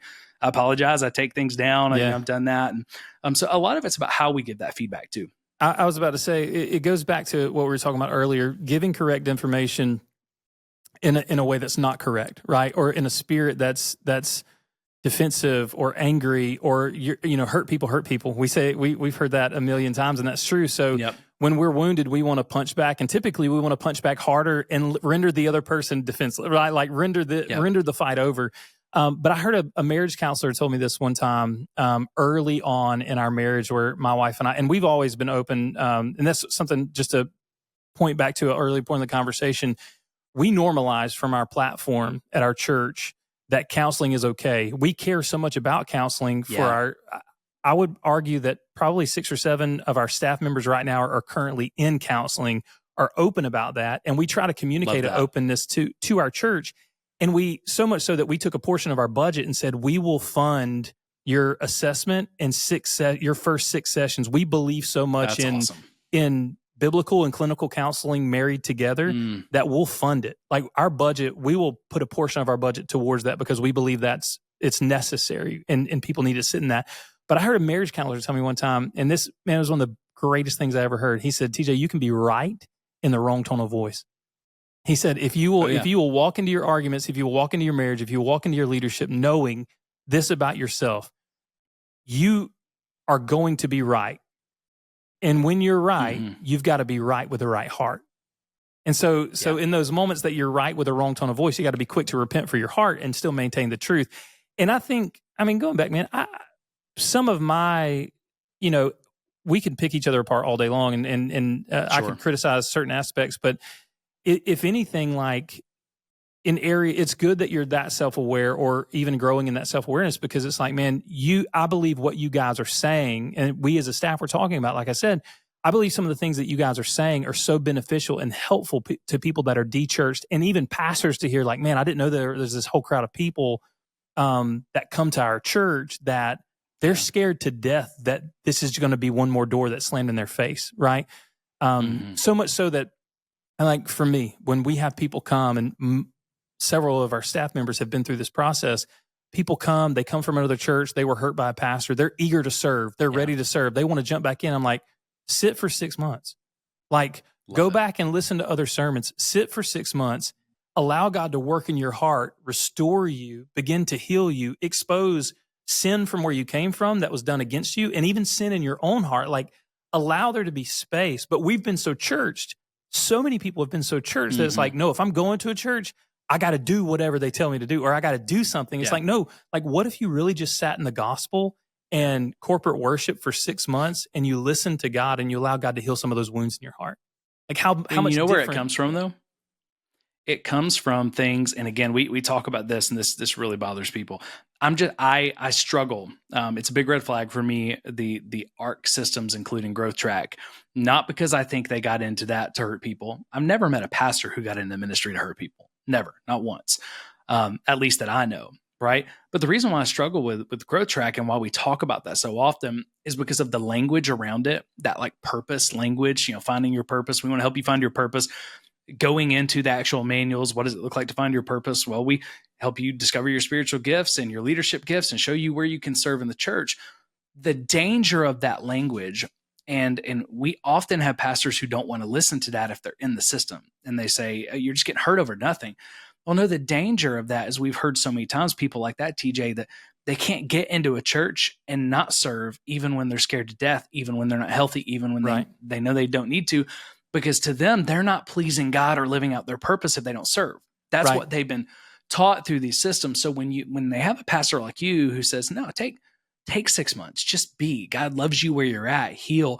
That is so powerful. And again, I think the majority of pastors I know who are using Growth Track and they're using that purpose language, they're not doing it to hurt people. They think it sounds good. No, but it is important for us to go back and say, hey, how could this cause unintended consequences? Yeah, and I think you can. We don't use Growth Track, but I think you could use Growth Track if you were a transparent pastor on the front end of saying, hey, our purpose of cultivating you, and this is what I say to our church all the time, real spiritual transformation and revival is never going to come from the pulpit or from the organization of the church. That's right. It's going to come when the people who sit in the pews catch a vision for who God's called them to be, and they take that back into their workplace, into their schools, like into their parenting, into their marriages. And so I think where Growth Track gets it right is they're trying to take people from point A to point B. And point A is, I don't know what to do for God. Point B is, well, you could serve our church, right? That's so like they're trying in a, I believe most of the time, a genuine way to help people, empower people to serve the kingdom. I think where they miss it, and not just Growth Track, but I think any church, where a church misses it is that they forget, the church collectively forgets that we are here to equip people, to encourage people, and to establish people, not for the sake so that they're really good, not for the sake of serving my church, but for the sake of serving the kingdom in our community. And if we serve, and this, I've always said this has been my argument, if we equip people, encourage people, walk with people, love people, care for people in such a way that it empowers their life for the sake of the gospel and the kingdom, church growth takes care of itself. Like you look at the book of Acts, like they're sharing meals together. They're taking the gospel back into their community. So what I believe, and here at our church, what I believe is true is when you multiply disciples, when you're intentional about growing a person for the sake of the kingdom and not your own end or your benefit, church growth, whatever that looks like in your context, that always takes care of itself. You know what I mean? You put a small group with 8 people in a house and you share a Bible study and you start showing up when somebody's sick, you start going to some kid's soccer game, you start celebrating them. Before you know it, that small group is 25 people smashed into a living room. Why? That's right. Well, because you're not trying to grow an organization, you're trying to grow people for the kingdom of God. That's right. And I think that's where the good side of Growth Track is. I think the intention of churches are, man, we just want to take people from point A to point B. As a church that doesn't do Growth Track, we want to grow people for the sake of the kingdom, so that when they walk into their English class at the university here down the road, when they're coaching their baseball team, when they're turning that wrench on that car at the mechanic shop, they can live out the gospel there. They can love people well there. I mean, bro, because this is what I see, and maybe this is, I won't assume other pastors think this way, but man, I'm so limited, like as a preacher from the pulpit, right? Like I get 30, 35 minutes from you guys. If I'm real excited, I might stretch it 40 and get in trouble sometimes. And I never get in trouble. I'm just joking about going too long. But like, I get this limited amount of time with people. But like, I look out and I'm like, there are 800, 1,000, 1,500, whatever it is. Yeah. There are that many pulpits that, and I say it this way, I've said it this way from the pulpit, we have so elevated the church, or elevated the stage in the church, that people feel like that if they don't step onto the stage or are not a part of getting to the stage, they don't feel any value in the church. And so for me, we really try to push a lot, like, man, we want to take the stage and we want to flatten it at the foot of the cross, because all of the ground is level at the foot of the cross. And the greatest pulpits are the one that I'll never preach in, the one that I'll never stand in. Those are the most effective, powerful pulpits in my mind. And I think if the church really focused on developing people and loving people for the sake of the kingdom and not their organization, we would see revival and spiritual transformation like never before. Absolutely, man.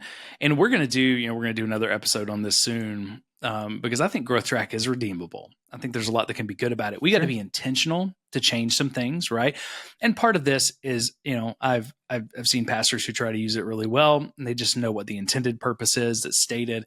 I've also heard, people who were involved in creating it and everything else, talking to pastors I was around about, how it can fix all their church growth problems if they just get people in the assimilation system right. So I've heard both sides of it. But I think, even what you're talking about, what it does so often is it elevates these serving roles. It elevates what we do in the church, not what we do as the church, right? Outside the body. And I love this. I think you'll like this as a worship guy. Doesn't mean it's how we're supposed to do church or anything like that, but heard an Orthodox priest talk about it. And right now I'm trying to learn, a lot about different expressions of our faith, Messianic Judaism, Orthodox, all that sort of stuff, Anglican.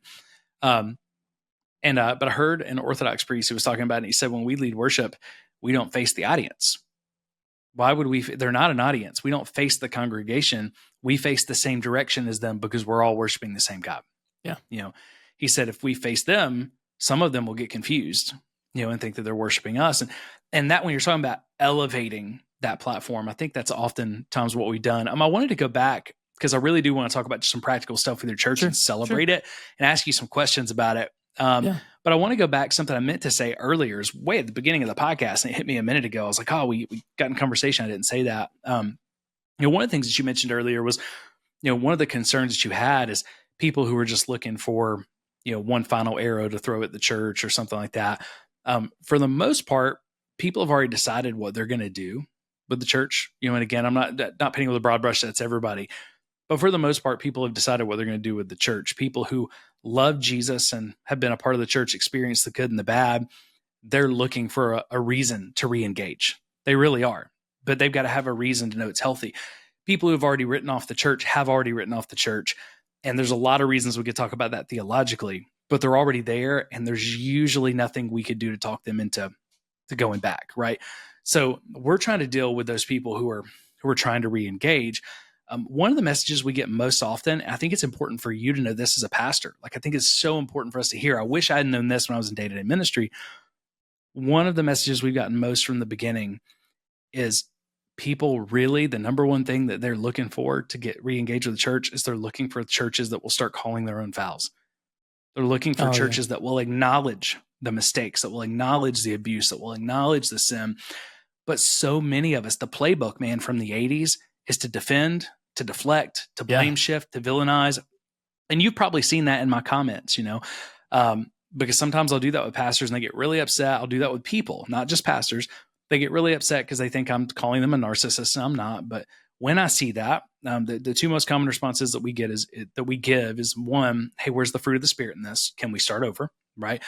And it's, hey, what you just did was deflecting, blame shifting, and villainizing. We don't do that here because that's a narcissistic response. Let's start again, right? And people get upset when we say that for a lot of different reasons, but they don't even realize they're doing it. It's been a natural part of the playbook since the 80s. When something comes against the church, we deflect, and then we defend if we have to, and we villainize and turn it around on people. And it's something a lot of times we don't even do on purpose. It's just what it is. People who have been hurt and want to re-engage with the church desperately, one of the things they need to see is a church that's humble enough, self-aware enough to call our own fouls and to go, that may be a thing. Tell me more. Help me understand. How can we be better?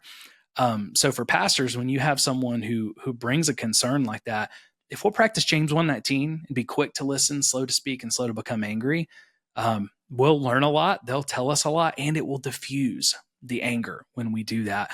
But man, so just looking at your website, it looks like you haven't been lead pastor of FBC Tifton for very long. You're still kind of new. So this is the interesting dynamic. Really quickly, our church. I've been here for 13 years. 13 going on 14. I think that's right. Anyways, around 13 or 14 years. Once you pass 10, I have no idea. So 13 years. I was brought in to lead worship for a modern. Now check this out. This is crazy, bro. They called me to come in and lead worship for a modern, or lead the musical worship for a modern service, while their traditional service went on simultaneously in the same building in a different room. And so my first reaction was, I said, you can hire somebody else to split your church. I'm not down. This is going to go really badly. But what happened was we're in you see church decline numbers. You just did a podcast not long ago where you even addressed some of this, right? We are dying quickly at the organization aspect of church, at least. And so I came in and started leading worship. And then about 3 months in, I said, listen, I can't do this anymore. Like, you guys are just doing this to please people. I'm a hireling. I want to do something fruitful with my life, and this is not it. And so, but I had a friend walk up on a Sunday morning. He said, TJ, you have the gift to preach, and you can communicate the gospel clearly. He's like, pray about it, but I just really feel the strong leading, like maybe you should try this in this context, because they were rotating different preachers in every week. And so I sent an email to the leadership of the service, and I said, hey, listen, I'll be willing to preach, so there's some consistency. And by God's grace, we numerically begin to grow, but then even some healthy spiritual things begin to happen. And so our traditional service over the course of 10 years went from around 500 people to about 120. And our modern worship grew from about 60 people over the course of 10 years to about 1,000 or so. And so there was this strange thing that happened where our lead pastor was shepherding that service and really able to do some of the kind of chaplaincy stuff, he did 47 funerals in 1 year. He carried some incredible emotional weight, which probably wasn't all that healthy, but he did it. And he's a great man, and I appreciate him. But during that time, as far as influence goes, and this is something you don't see either, and this isn't like the staying power when you have the influence but not the position. To be able to say, okay, I can see this church becoming a healthy church and going in a really good direction for the sake of the gospel. But I think I would say this to young pastors that are listening. I think you have to be willing to stay sometimes out of faithfulness to the Lord, not in abusive situations or toxic situations, for sure. For sure. But in situations where it's just tough, it's just difficult, being willing to stay for the sake of the gospel to see God do great things. I think that is missing among my generation, the guys around me. The guys are quick to jump from church to church. Yeah. Quick to jump from church to church, the next hot thing or whatever. So staying power is important. But for us, I've been the lead pastor for a year and a half, going on 2 years. But by God's grace and honestly just the trust of our last lead pastor, he really allowed me to cast vision, to lead, to implement some different strategies and some different vision, to change some things. So I've really been serving as probably the visionary and leading some things here for really the past 6 or 7 years. But as far as in the seat of lead pastor, the last year and a half, 2 years. Yeah. So let's just go through some of these practical things, man, because I think they're probably bigger. Some of these you're going to be like, I've never really even thought about that, or you're going to have to think about it intentionally because it may not have been super intentional, but they're really healthy and they're uncommon in today's context. So, first thing, and this is one of the first red flags I'm looking for in churches. It's not always done maliciously. It just more often than not turns out bad. We're looking for nepotism, right? Sure. And the majority of people that I meet don't know that nepotism, like the term, the concept was literally created in the church, right? That's where it comes from. We've been bad at this for a while. And that's okay. We just have to acknowledge it. So you guys have a pretty big staff, right? You got a pretty big congregation. Looks like a pretty big staff looking through your website. How many staff members do you guys have? We have 52, roughly 52 staff members. 52. Okay. Yeah. So big staff, right? Yeah. I think the biggest I've worked on was right around 100. So this is a really big staff.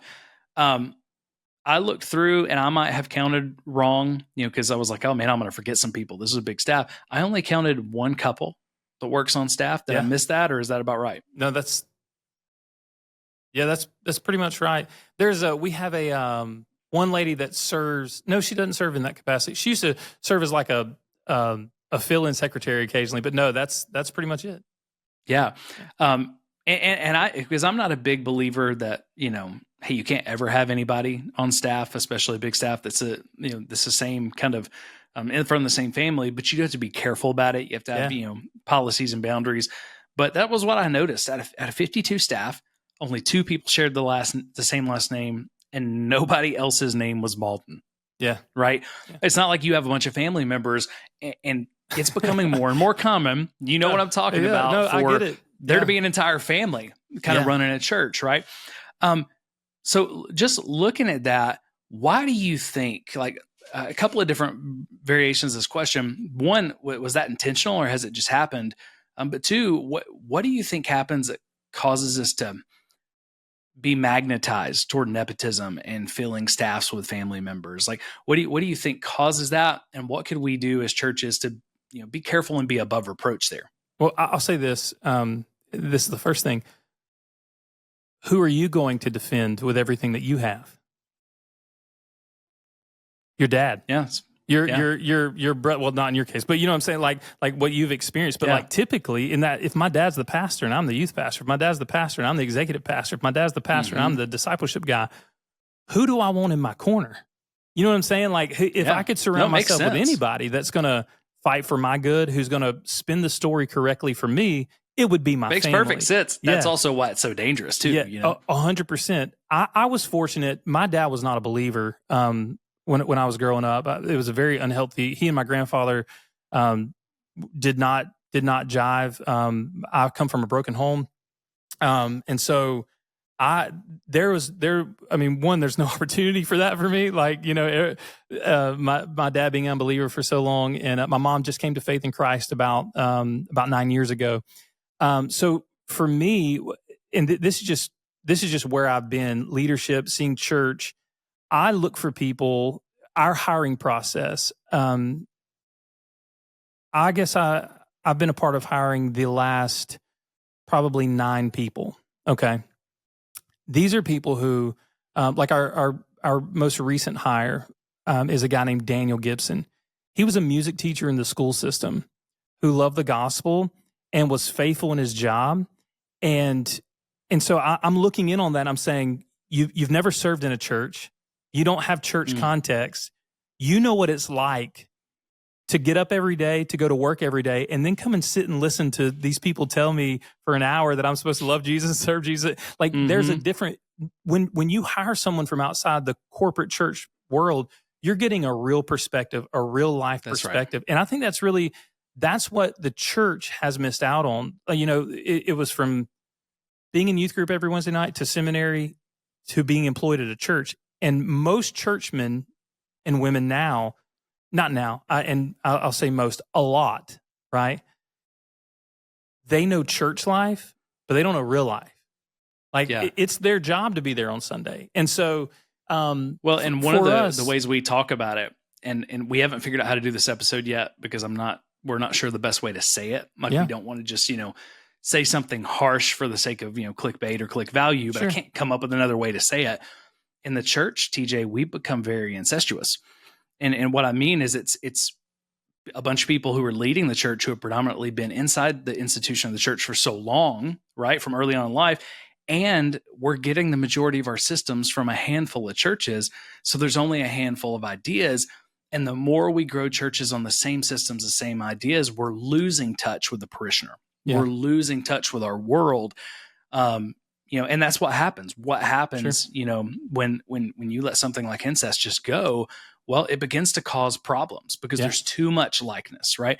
And I think that's a place where we've gotten to in the church where we've got to kind of back off.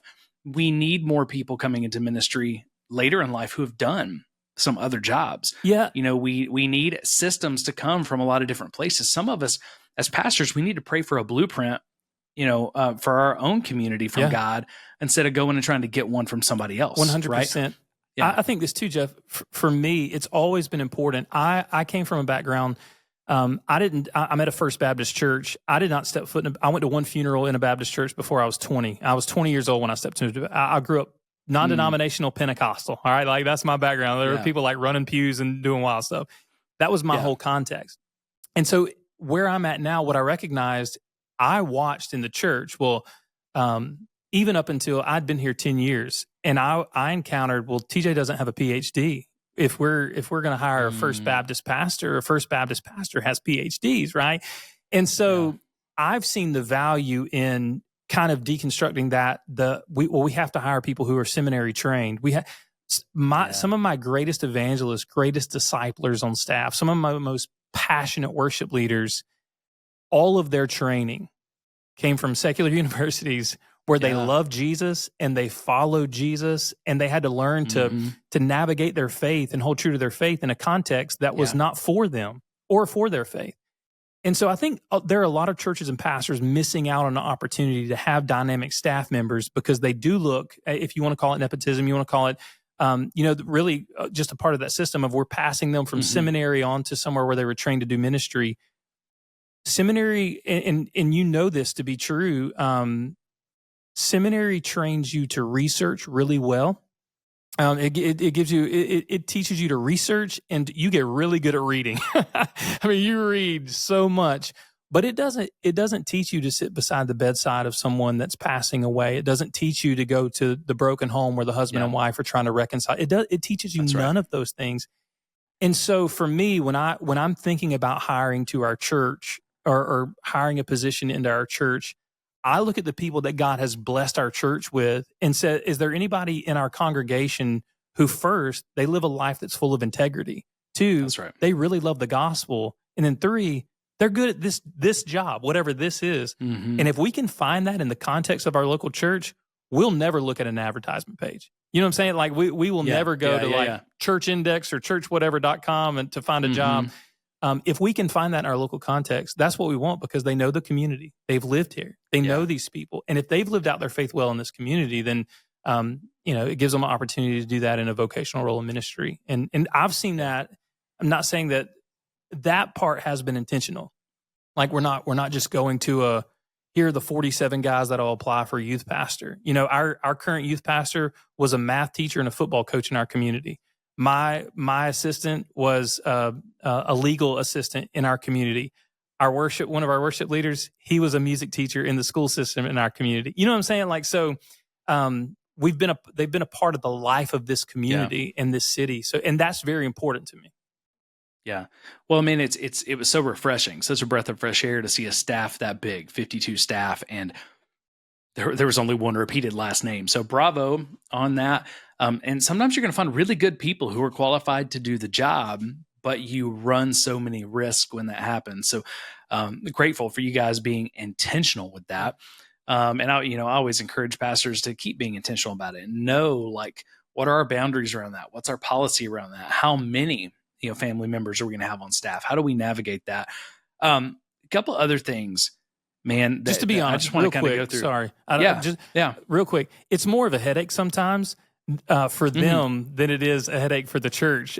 Spring break, they have a few kids, so like spring break, and they're like the kids are at home and they're coming to work, and they're like, what do we do? And so we have kids running around the office, and we want their family to feel welcome. I mean, that's what we do. But if anything, it's been more advantageous for us for them to be here than it's been an inconvenience to them at times. But yeah, I think it can work. I do think you have to be very careful. Yeah, absolutely. I want to talk about a few other things, man, just because I know we're running low on time. But there's a few other I'm going to give them to you as green flags, man. They were just refreshing. And if you have anything you want to speak back into them, I'd love to hear them. But I want you to hear this. I want listeners to hear. These are the kind of things that we're looking for. I want pastors to hear, wow, this can be done. You guys have your bylaws on the website. I could look on the website, see how your church functions, see how the government functions, how you could get fired, all of those things. You're not hiding them. They're on the website. On a lot of church websites today, TJ, I can't even find if they're elder-led or who their elders are or if they're congregationally led. I don't know what their leadership structure is. It's not anywhere to be found. You guys only give your leader structure. You get the bylaws that nobody can go against without the church amending them, man. So bravo on that. I thought that was huge. A couple of other things. Let me speak into that. We're intentional. We're intentional with that, but we're with our staff and with our body of deacons, and even we have a contract review and a bylaw team that looks over those things. We recognize it, and this is where I think this is scary. If to your church, if you were to ask your pastor or your staff, are our bylaws, is that a living document? Like, do we change that whenever we need to change that? When we recognize an unhealthy system, are we allowed to change that? Are we allowed to call a question on that and bring that before the body of deacons? That's something that our church is familiar with, and especially our deacons and the leadership team at the church. If there's we're getting ready right now to go back through our bylaws again. We updated them in 2018. We're about to update them again and say, okay, is there anything in here that's not consistent to the way that we function? Is there anything in here that's not biblical? Like, we're going to comb through that every few years, and I think it's really healthy if a pastor's listening and their church is operating on the bylaws that were established in 1953, and they've never updated them, and they don't know what they are. Familiarize yourself as a pastor with the bylaws so that you know how you're accountable to the church and how the church is accountable to you, and ultimately how you can hold each other accountable. So, and I think it's so powerful because it goes both ways.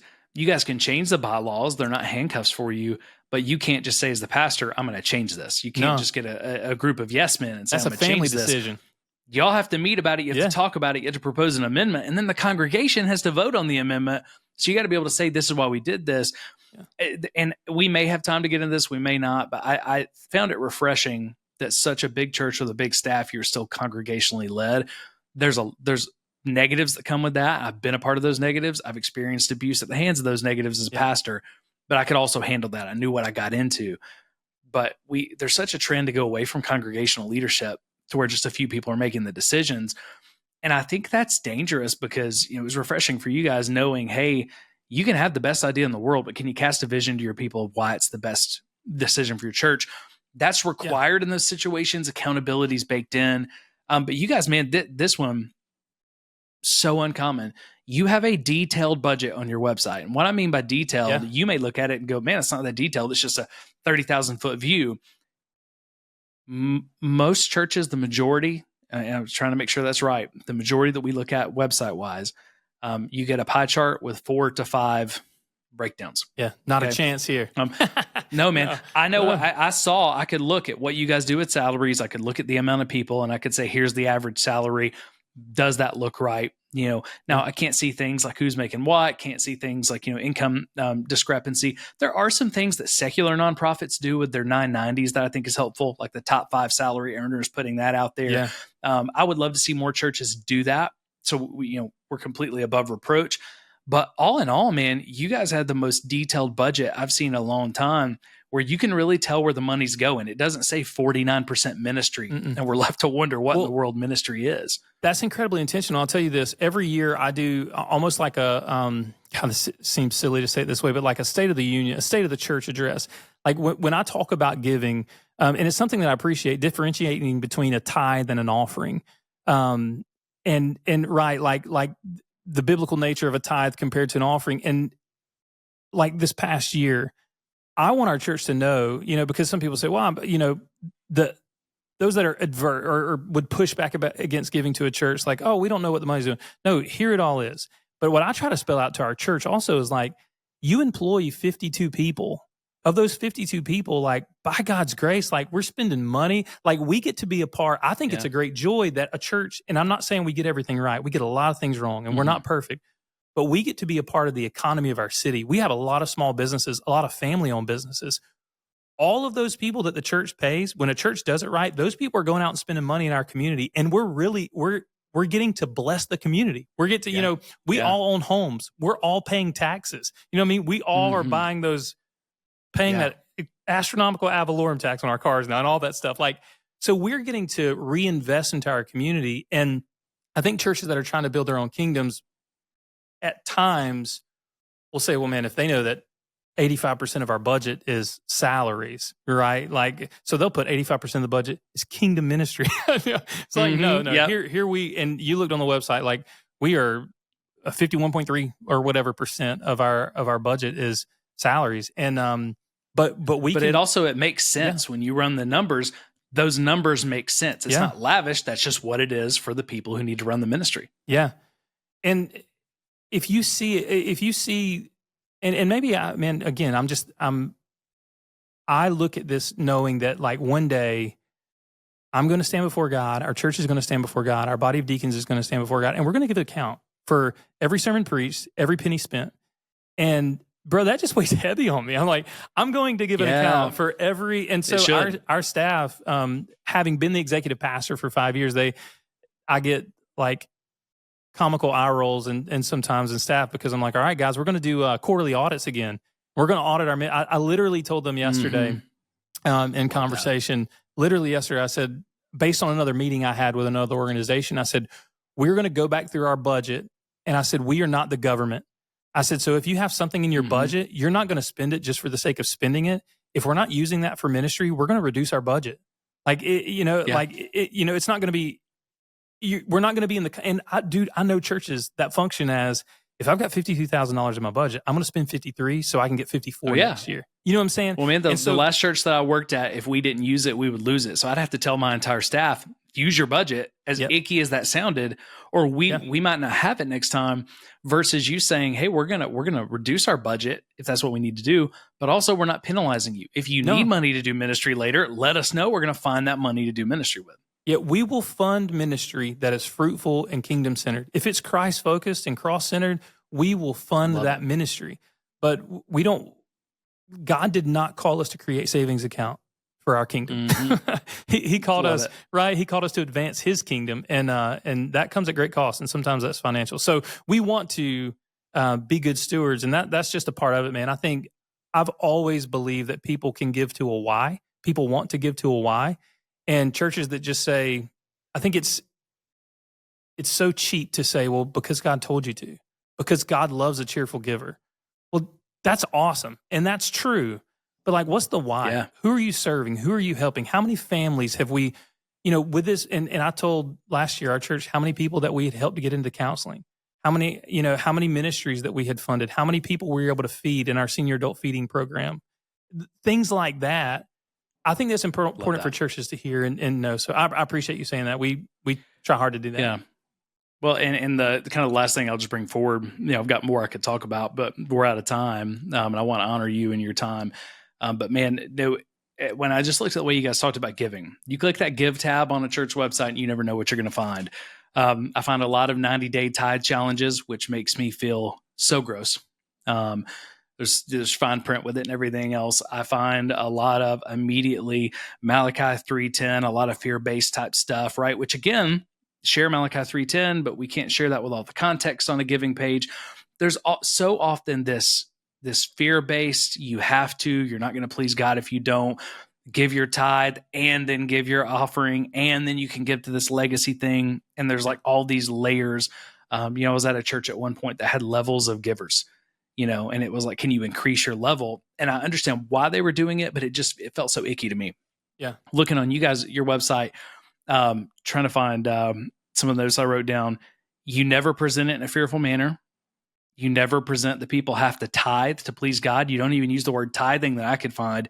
You simply share, but hey, the church relies on your financial contributions, and we believe we honor God with our generosity. Yeah. Right? Here's the ways that you can give. I love that because you're not trying to make people give. You're not trying to manipulate people into giving. You're saying, hey, this is part of what a Christian does. It's how our church survives, and we're going to trust God. We're going to trust the Holy Spirit to actually nudge you to give. So I super appreciated that, man. And I know we're out of time. I want to give you the opportunity. If you've got time, I've got time. If there's anything else you want to talk about, anything else you want to let our audience know, or any questions you have for me, I want to give you space for that. And I apologize. The conversation ran away and I didn't realize where we were at. I've enjoyed this. I do want to say two things to the tithing. Two important points I want to make on it. Yeah. One, when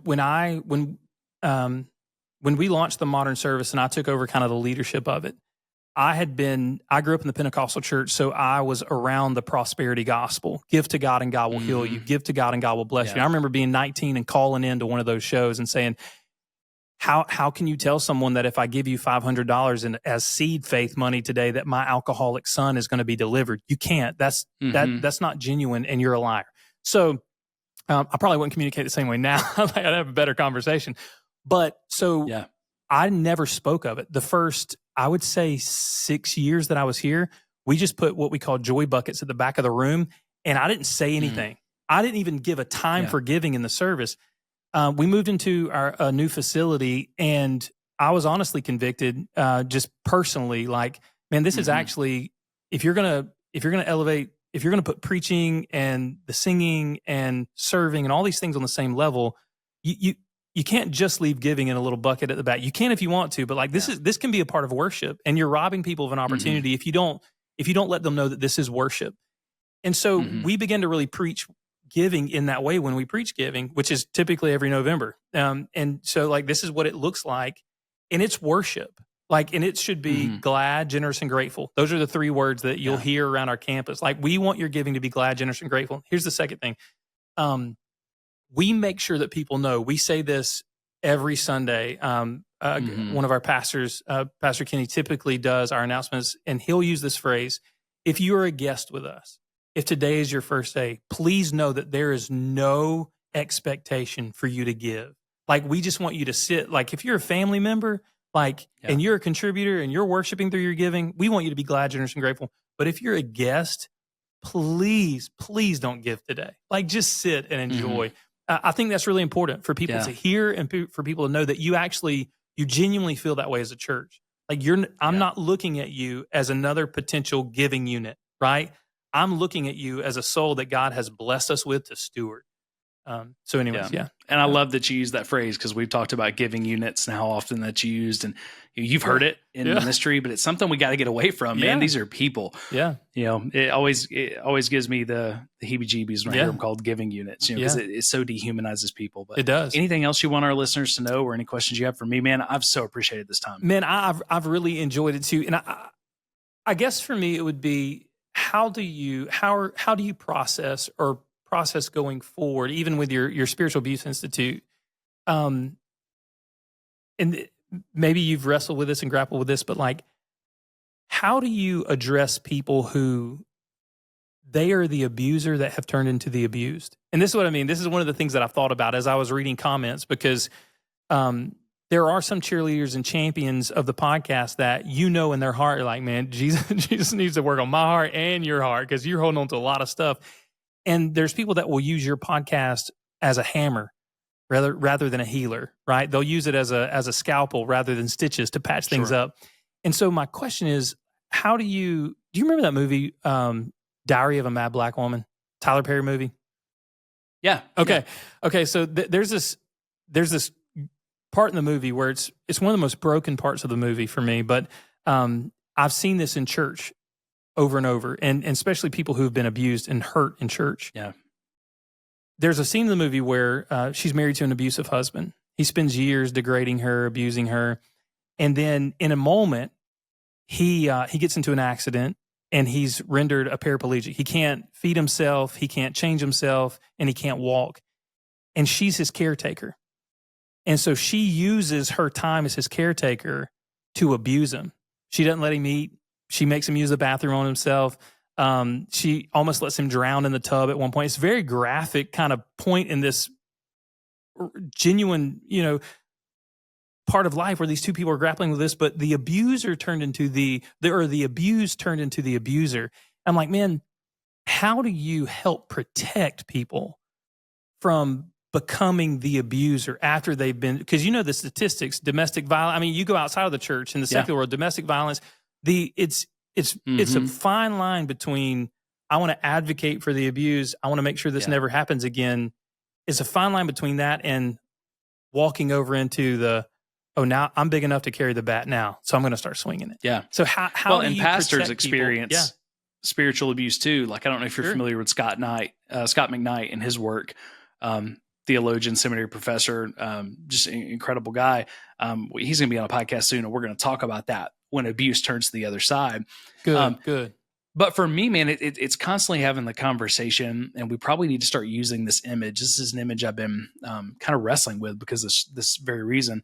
I just want to say this. We get people who hammer us a lot, people that eventually I have to restrict. I don't block them. I let them keep commenting. I just let them comment to themselves. And that's kind of a last resort. I usually warn them. It's just, hey, I'm not going to lose my peace over this. I'll let you talk for as long as we're peaceful. At some point, I'm not going to lose my peace if you're just calling us names, stuff like that. But we also have, man, we lose a significant amount of followers because we don't tolerate just the abuse from the other side. We'll have followers who come in, and it's not like, oh, well, we're going to be nicer to you because you follow us, or we're going to be nicer to you because you gave us money. That's one of the things with Spiritual Abuse Institute. You can be a donor. And if you don't like something that we said, or you don't like it when we correct you on something in the comments the same way, we're not going to treat it differently because you're a donor to keep your donation. That's not what we're doing. There's got to be balance to this. So I think about it similarly to the way that we talk about Scripture. One thing we said in the podcast a lot is that the Bible, the Word of God, is the sword of the Spirit. Yeah. But that sword that cuts between bone and marrow, right, that separates between soul and spirit, it was meant to use on our enemies in the spiritual realm, never on each other. That's right. Yeah. It was never, it's supposed to be a healing balm for each other. We tend to turn that sword on each other a lot, right? And that becomes very misused. So we want this podcast, we want the Spiritual Abuse Institute, everything that we do, but especially these conversations, I think about them like a two-way mirror. So if you think about the two-way mirror, in like a police precinct or whatever, where they're doing the interrogations, if you're on one side of the mirror, it's a lens. I can see right through it. I get a clear view. I get a protected lens where I can just get back, see what's going on, not have to worry about it. On the other side, all it is a mirror. Yeah. I can't see through that. That's all it is. We want these conversations to be a mirror when they need to be a mirror, and to be a lens when they need to be a lens. So it can be a mirror for, like you as a church leader. It can be a mirror that says, hey, how can I get better here? How can I learn? What can our church learn from this, even if we disagree with some of it? For people who have been through spiritual abuse, we need it to be a mirror at times where it's, hey, yes, I've been spiritually abused, but what do I still believe about the church? What do I know about Jesus? What do I know is good? Let me look at that mirror. But it also needs to be a lens when I'm looking for a new church, like teaching people how to look at these websites and just get a good idea. If you can't afford to fail, you can't handle failure right now with another church, another bad experience. We want to help give you a lens that, hey, it may keep you from a good church, but at least it'll keep you from getting into a really bad situation, right? Yeah. So we want to be a little more protective. We want a lens in conversations like this where we're just looking at ministry through a lens and going, hey, these things should be problematic. What's the good? What's the bad? How can we think about them? What it never is, though, these conversations are both a lens and a mirror. They are never a shard of glass that we use to cut people. Yeah. Never. And that's just something that we try to be very careful about in the comments. Our community is pretty awesome because, there's no trolling allowed in the community. We're about to open that up to everybody, not behind a paywall.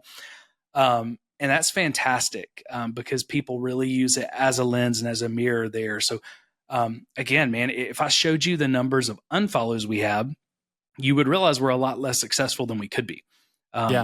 By those numbers. Sure. We're not trying to do that. We're not after success. We're after conversations that help the church, help the bride. And a lot of those unfollows, again, that's someone who said, we're with you. And then when they tried to pick up the shard and stab somebody with it or cut them with it, we don't allow that either. Again, man, part of it is coming back and calling our own fouls. I don't get it right. We don't get it right. There's times where multiple of us have had to come back and apologize for something that we put on social media, take it down, apologize for a response. But when I'm at my best, I'm looking at it through the lens of the fruit of the Spirit and saying, hey, can we have this conversation? Why do you disagree? What is this? And kind of the goal is that people are going to get mad and rage monster. I want them to eventually feel this rage is only going one way. Yeah. So either I'm going to disengage or, hey, maybe this guy isn't what we think he is, or these people aren't because this is bigger than me. But anyway, I hope that's helpful. And we're trying to get better at letting that come across as we go. Yeah. That's awesome. I think if you, one, I love the way that you always bring it back to the fruit of the Spirit because it is convicting. Gosh, it was to me, I mean, it was one of those things where I was like, because I still think it was funny, but where I was like, man, if Job's friends had a podcast, but I'm like, that's easy to say. It's different when you say, well, hey, let's talk about that. Like, why do you? And so that opening that door and allowing people to be authentic with you about how they feel is really, really healthy. I think as long as you guys are always cognizant, and you are, and that's why I do appreciate the podcast. Like I said, I told my team earlier, I was like, I appreciate the podcast. The reels drive me crazy sometimes. And you're good with it, so that's good. But knowing that the content that you, like, I believe, having listened to the podcast, that the content that you guys are creating and some of the conversations you're having, not everything you say, nobody's perfect, but there are conversations that you're having that are so important for the church and for pastors to hear and pastors to sit in on to help them with their self-awareness. I would hate to see it, and people will, but I would hate to see it turn into a hammer that just continues to beat up churches that really are trying. So, but you're cognizant of that. You're self-aware enough to know that, like, and even the way that you're phrasing things and the way that you guys are building it, and especially creating the Institute, man, I think you guys could do a lot of good for the kingdom. Well, being able to train churches, like being able to train, like to be able to come, for instance, with your staff and do a trauma-informed training. Just how do we better understand people who have been through trauma? Being able to do these church assessments, being able to do red flag reviews that are going to go poorly and go well. Like, man, I want, one of the ones I want to do is I want to go through your website and say, this is so refreshing. This is the kind of stuff that we're looking for. There's so many green flags here. I would think this is a church to go. We're always going to have questions, but I would think all the early returns say this is a safe place to go. We want to be able to, with the Spiritual Abuse Institute, make sure that we're providing as many solutions and resources as we are tough conversations. Yeah. Awareness and education, right? Education can be both life-giving and frustrating. Okay. So for a while, we've been pushing that awareness button to see if this was going to work. Yeah. And then planning things in the background. Now we're moving to where we're going to have a few more tools, a few more buttons to push, if you will. And I think people are really going to see that because the one thing we always want people to know, TJ, we love the church. We are the church. We're all involved in churches.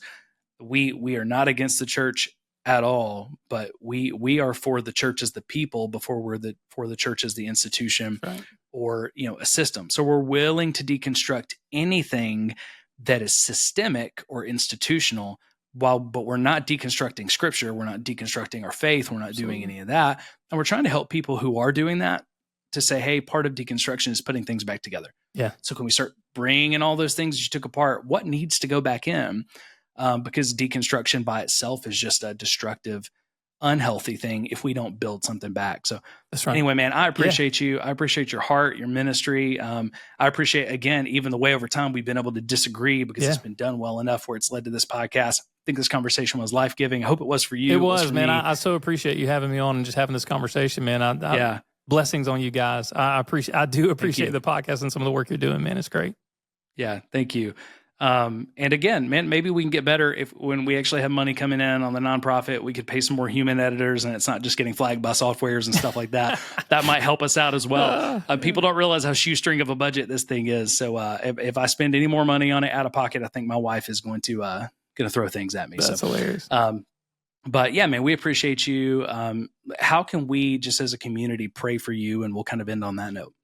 Oh man, praying for us. I'll say this, as a church, our mission, obviously, our desire is to love God, love people, and multiply disciples.